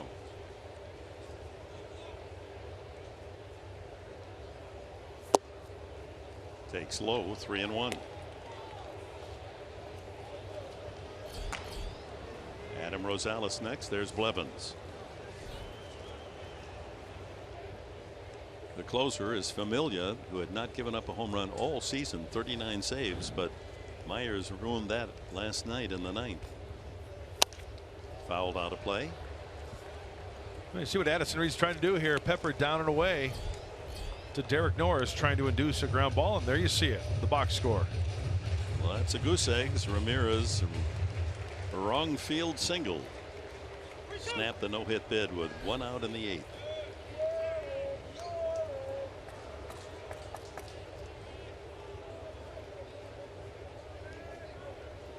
Full count. Runner at first, 1 out.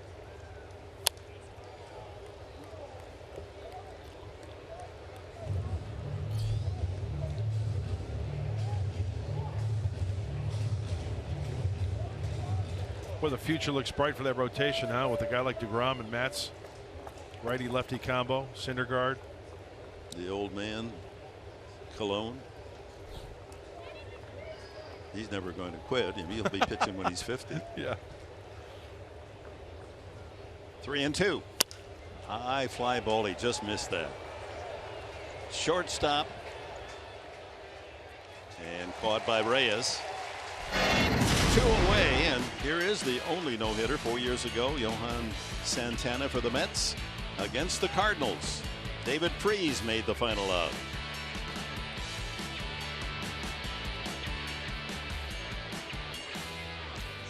And only the Padre organization without a no-hitter by one of their own.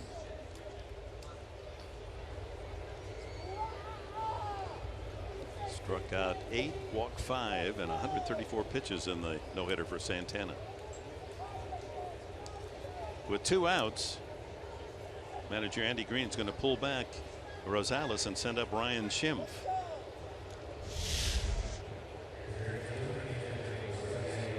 And that'll bring Dan Warthen, the pitching coach, to the mound for the Mets.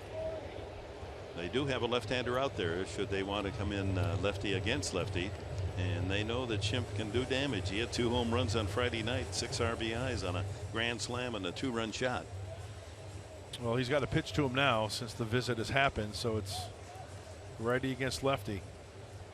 Schimpf had a single and a hard out to third, 1 for 4 last night. A dozen home runs. After 15 were hit in El Paso.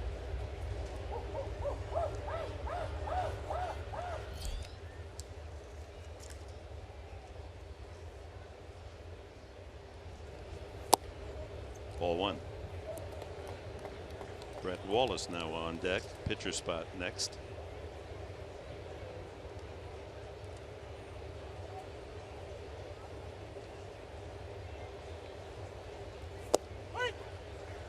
One and 1.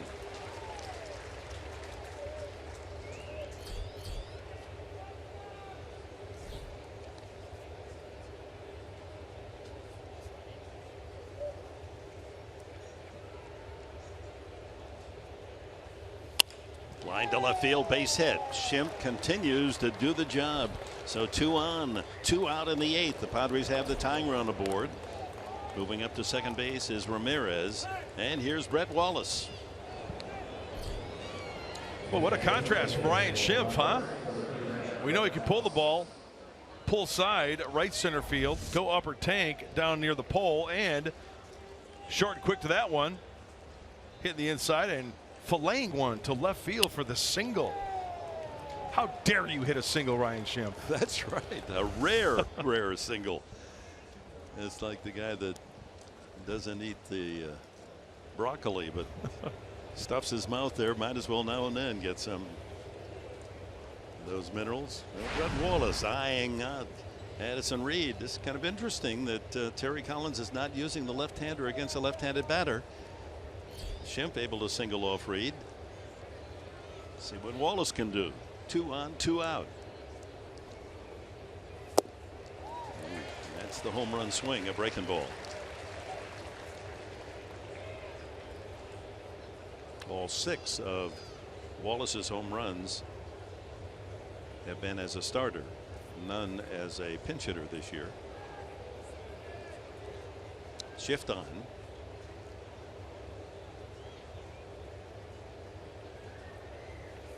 Inside, 1-1. Ramirez ruining the no-hitter with a single. He's out at second. The pinch hit for Schimpf. He's carrying the tying run at first base here in the 8th.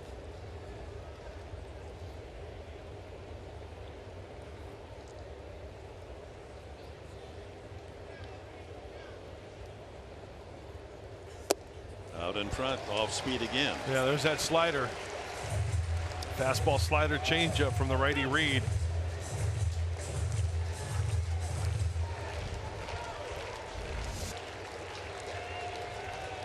Great rotation, great tilt.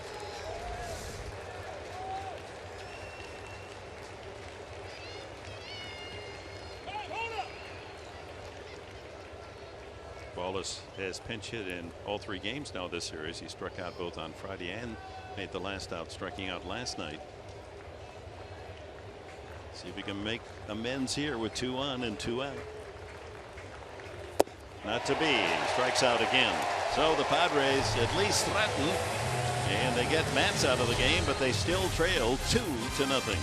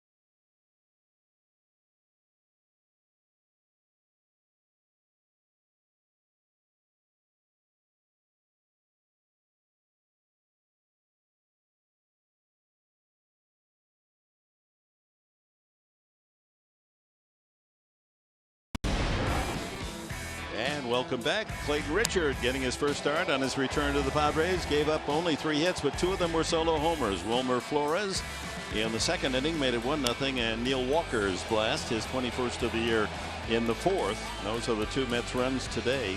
And then Steven Matz throws no-hit ball all the way to 1 out in the 8th inning, striking out 8 on the way until Alexei Ramirez could ground a single just past first base, and the only hit allowed. Padres then got the pinch hit from Schimpf after Matz was out of the game.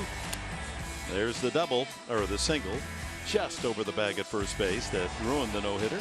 That drove Matz, who had surpassed the 100 pitch mark, out of the game. Reed gave up a single to the pinch hitter Schimpf, but that was all for the Padres as we go to the bottom of the 8th inning, and Dominguez comes in to pitch. Jose worked an inning last night. Pretty nice splits for the right-hander, and in that inning last night it was ones all the way across. 1 hit, 1 run, 1 walk, 1 strikeout. The run broke a 1-1 tie. Top of the order, Jose Reyes 0 for 3. Got it?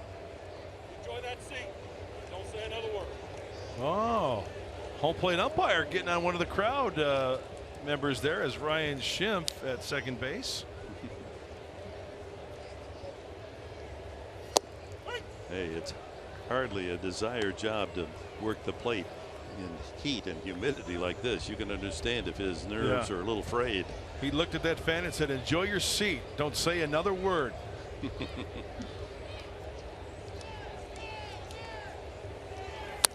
There's a soft line drive into right field. That's going to drop in front of Blash. Leadoff hit for Reyes. That's only the 4th Mets hit of the afternoon. Well, how about the keys to the game? Let's see how we did today. Brought to you by your Honda dealers of San Diego. Well, the first one was Matz. Last outing, 120 pitch effort. Will he have the 120 pitch hangover? Not the case. 7 1/3, only 1 hit. Punched out 8. And Richard spread out 75. And I think, you know what, kudos to Clayton Richard. 5 innings, only 3 hits. He pitched very well in a 74 pitch effort.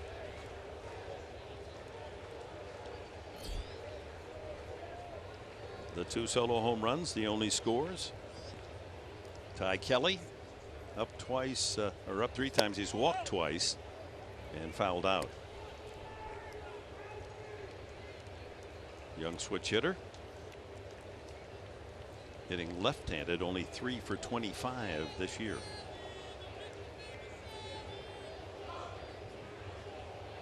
Dominguez trying to check the Mets here in the 8th inning, give the Padres a chance in the 9th. Runner goes. The throw by Norris into center field. And on to third goes Reyes.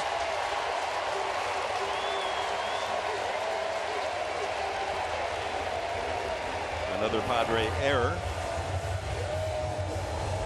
3 last night, 2 today. And with no one out, Reyes perched to third. Yeah, the Mets doing everything they can on the base paths to try to create some havoc and add on, trying to avoid that bloop and a blast for the Padres. Norris's throw dying short of Ramirez.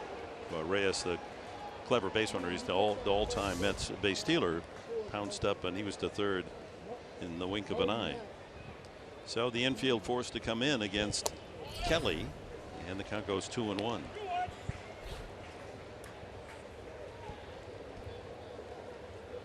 .375th career stolen base for Reyes.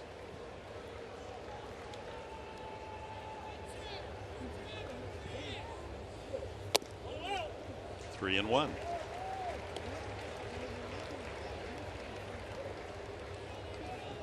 With a score tied, and Dominguez came in the 7th last night, gave up an infield hit to Flores, then he walked a man, sacrifice, and then a sac fly by pinch hitter Kelly Johnson. Made it a 2-1 Mets lead. And he throws that one away, and here comes Reyes to score, and it's 3-0 Mets. Now that's kind of an ugly effort. Single, stolen base, error, wild pitch for the 3rd run. Check out the secondary lead by Reyes. As soon as this ball is in the dirt, he sees it pop up in the air. He is off. No chance at getting Reyes.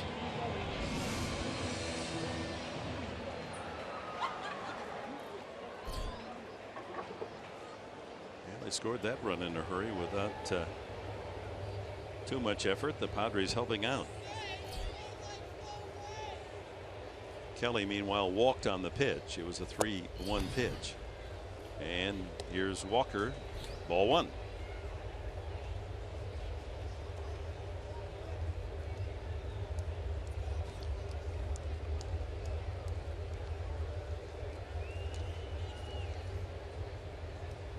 Big insurance run there for the Mets. Forces the Padres to try to get at least a couple of men on just to bring the tying run to the plate. Having trouble throwing strikes.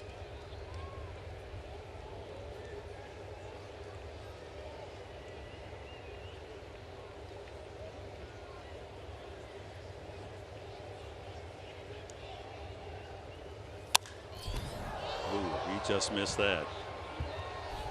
Dickerson in left for the first out. Jay Bruce, the batter.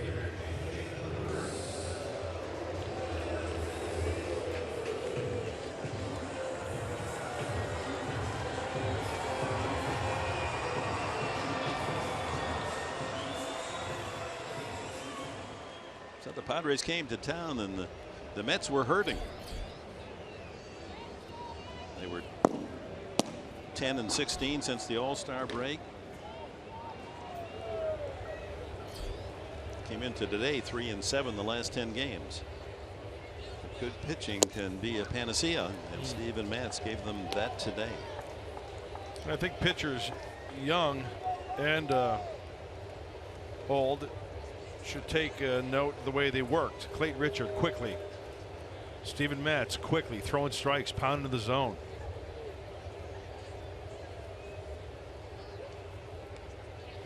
Why do you think it is that pitchers have become so deliberate, and especially relief pitchers? They take forever between pitches. It's got to come at a young age, and it just gets embedded in their mind, and that's just what they're used to. Ynoa just called up from the minor leagues and got the win in extra innings in his very first major league game. He'll come in if the Mets get another run. If a save situation exists, then we'll see Familia, who needs one more for 40.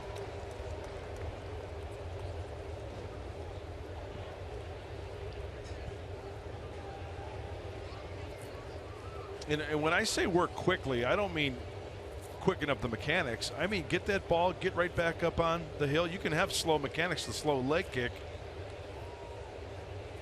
but it's getting that ball, walking around the mound. Swing and a miss, 2-2 to Bruce. Dominguez got a good changeup.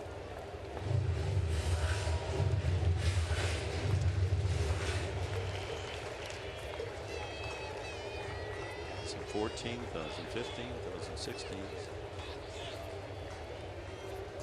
2021, 2022. It's 25 seconds since the last pitch, and the clock's still running. 3-2. What do we have? Matz under 10 seconds several times, right? Yep.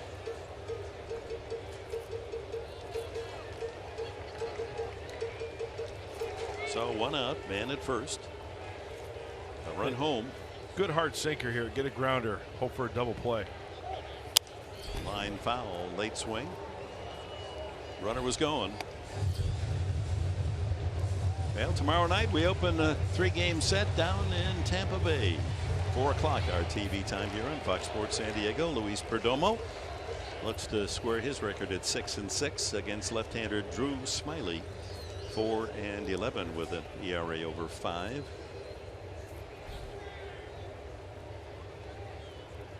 Runner goes. Another walk. Dominguez with a couple of free passes here in the top of the 9th inning, or bottom of the 8th inning. We're thinking about ahead in the top of the 9th inning. The Padres will have Jankowski, Myers, and Solarte scheduled, and Andy Green has seen enough. Single wild pitch in a run, and then a couple of walks, and that'll be it for Dominguez. Carlos Villanueva appears to be the choice of Gray out in the bullpen. So a pitching match being made here. The score now 3-0 Mets.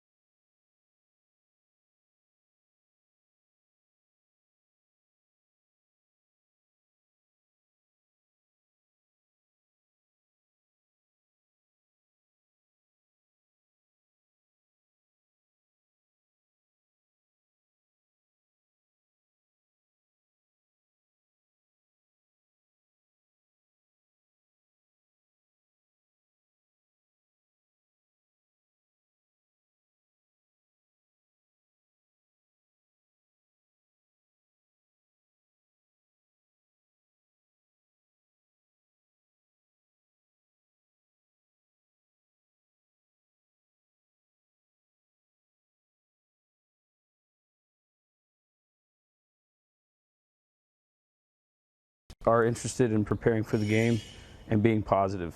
And the Padres' own Jimmy Jones told me that it's hard to be positive all the time when you're coaching because it's inherently negative. You're always looking at the bad and fixing things. So to remain positive, I mean, it's the most important thing you can do, be prepared and try to keep the guys light and positive. That was a sneak preview of Tuesday's bullpen edition of SD Live. Tuesday after Padres Live right here on Fox Sports San Diego. That's going to be interesting. It's the whole bullpen attitude, the coaching, the philosophy down there. They're the hidden stars for the Padres. Don't see much of them, but they're constantly at work trying to improve. And of course, the Padres through the years have had such good bullpen performance. Villanueva with 1 out, 2 runners on with a couple of walks. And his first pitch is low and outside to Wilmer Flores. Well, last time out for Carlos was Thursday in Pittsburgh. He's making his 44th appearance. Opposing hitters batting an even 300.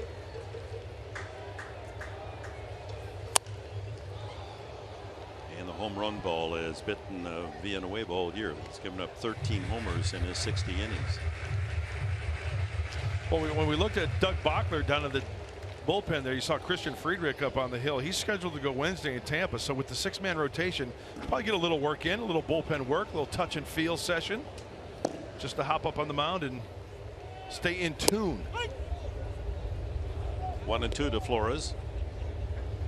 Homer to get the Mets on the board initially in the second inning, 1-0. Walked and popped to second.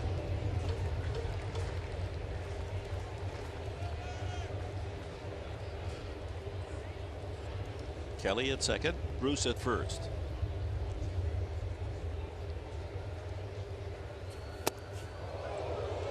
.88 on the fastball.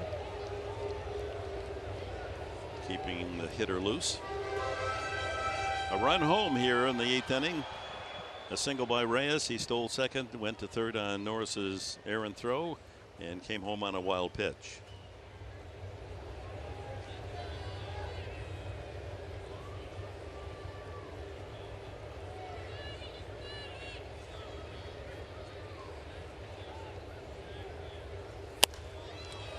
Popped up off first. Myers calling off Norris. 2 away.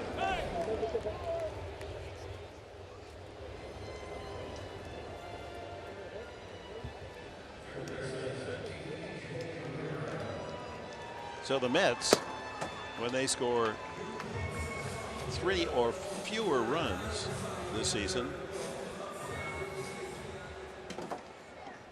Oh, those are wins. Okay, I'm trying to figure out what that red column represented. Okay, 16 wins, and what does that tell you? Great pitching doesn't need. They don't need a lot of runs.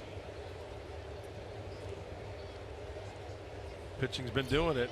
Third in ERA as we enter today's game at 3.47 collectively for the pitching staff. So you can have the worst hitting team in the league, and they do. Pitching can compensate for a lot of strikeouts and foul outs. So 2 outs now here in the 8th inning. TJ Rivera 1 for 3.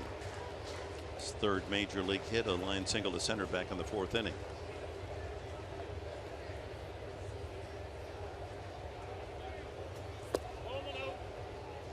One and one. 3 runs, 4 hits for the Mets. No runs, 2 hits for San Diego. There's Bartolo Colon. He's going to pitch tomorrow. One of my favorite guys to watch in all of Major League Baseball. Made the highlight shows with his home run at Petco Park. Love the Big Sexy. That's such a great nickname.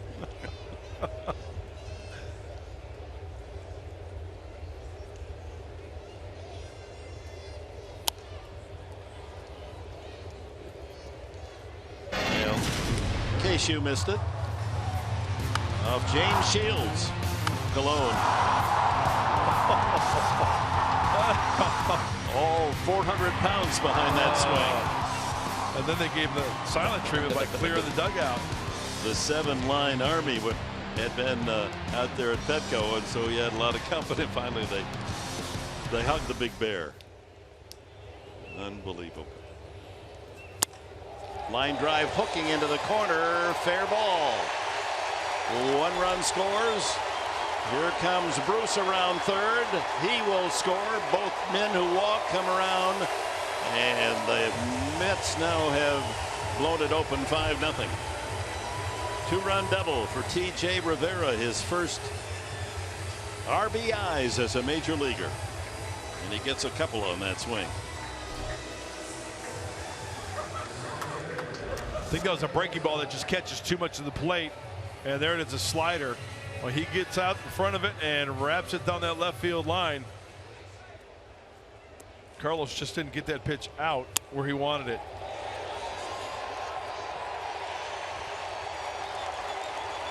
So his fourth major league hit, his first RBIs. He closed the book on Dominguez. All 3 runs here in the inning charged to him. He gave up a single and 2 walks. They all came around. So we probably won't see Familia in the bullpen now with the score 5-0.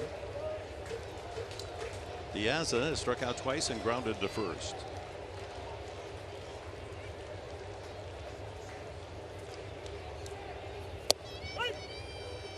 Oh, and 2.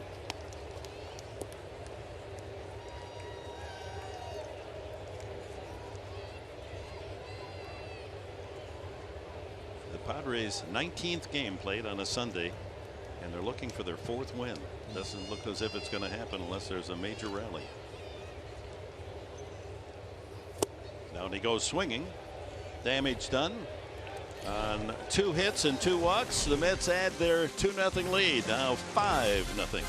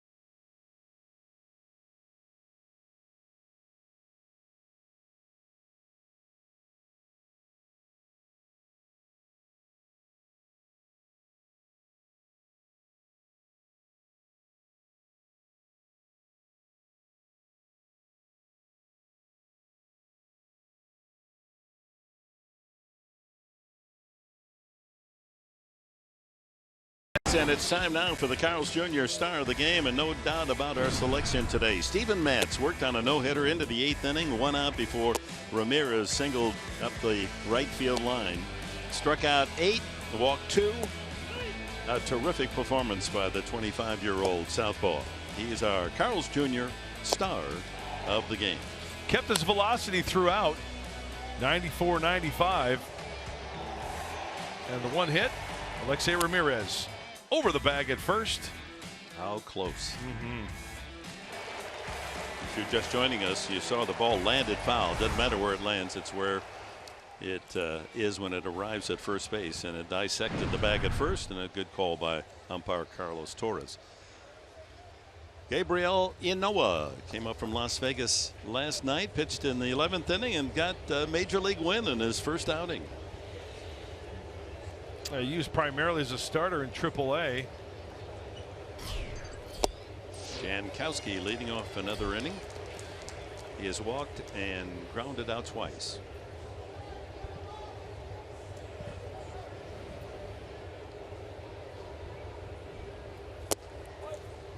And what a great opportunity for Gabriel Ynoa to go back out there back-to-back nights.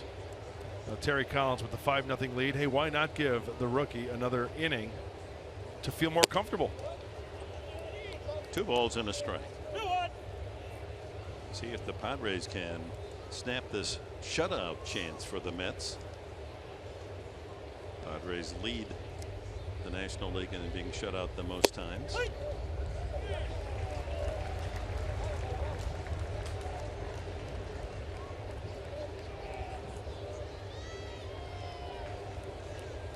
$13 times to be exact. And a full count to Jankowski.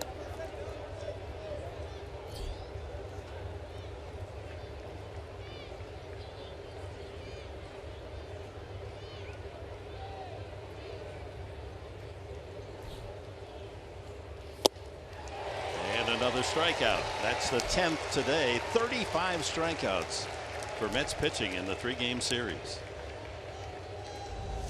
Well, we saw the live arm last night. He should feel more comfortable. And with the 5-0 lead, why not try to challenge it with the 2-seam? Good arm side run from Ynoa. Think about that. That's 11 2/3 innings in the series. Nothing but strikeouts. Myers has punched out all 3 times.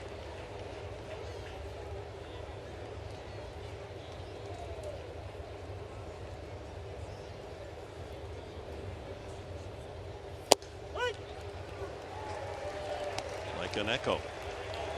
0-2.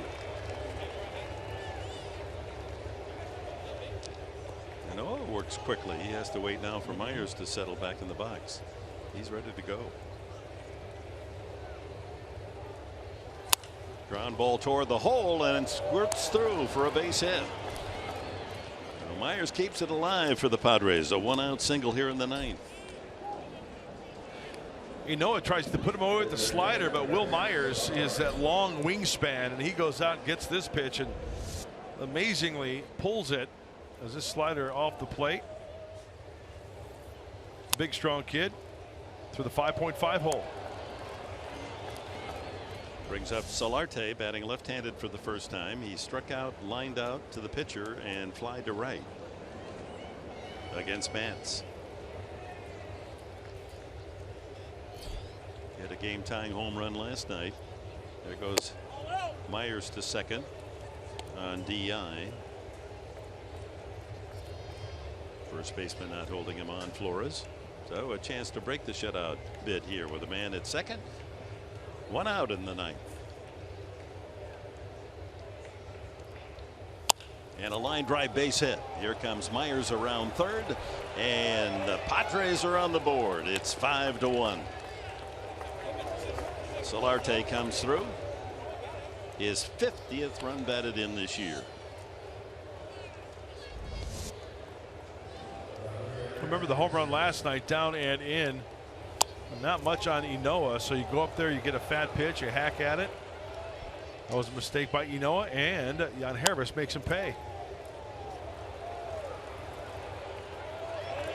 Here's Alex Dickerson against Mets. 3 at-bats. He swung at the first pitch all 3 times. Tapped out to the mound twice and flied to center. And pops up. He swung at the first pitch all 4 at-bats. And shortstop Reyes with a squeeze and the second out. Brings up Jabari Blash.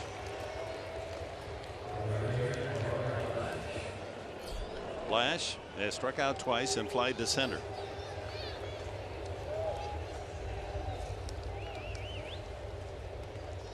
Solarte at first. Think back to the last of the 8th inning. Oh, those 3 runs, man, changed the whole character of the game. The Padres would have the tying run on and go ahead score at the plate.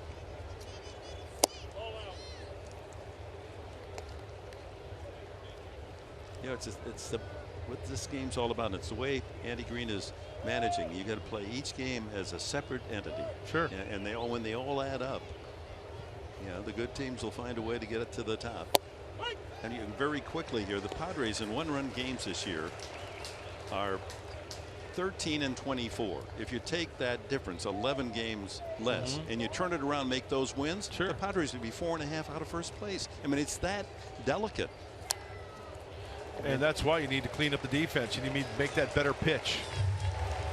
Flash 1 and 2. Padres down to their final strike. Make that one play that could be the difference in that 1-run game. And the good teams have fewer mistakes, plain and simple. But it shows you how even when you have a losing record, you're close. 1-2 to Blash.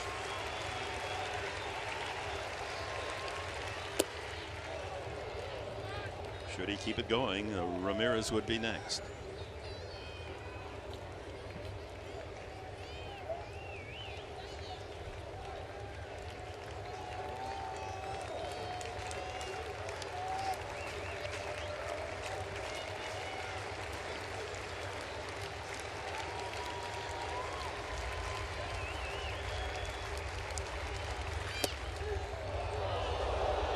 Could have been a strike. I think that Rivera pulled the pitch down a little too much, exaggerating it, and plate umpire Gibson not buying. Could have been called a strike, and the count's now full. Padres need base runners here, trailing 5-1 in the ninth.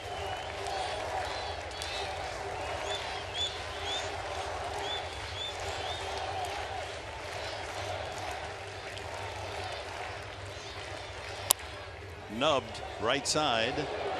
Flipped by Flores. Ball game. The Mets move back above 500. The final score on this afternoon: New York 5, the Padres 1. And here's Mike Pomeranz.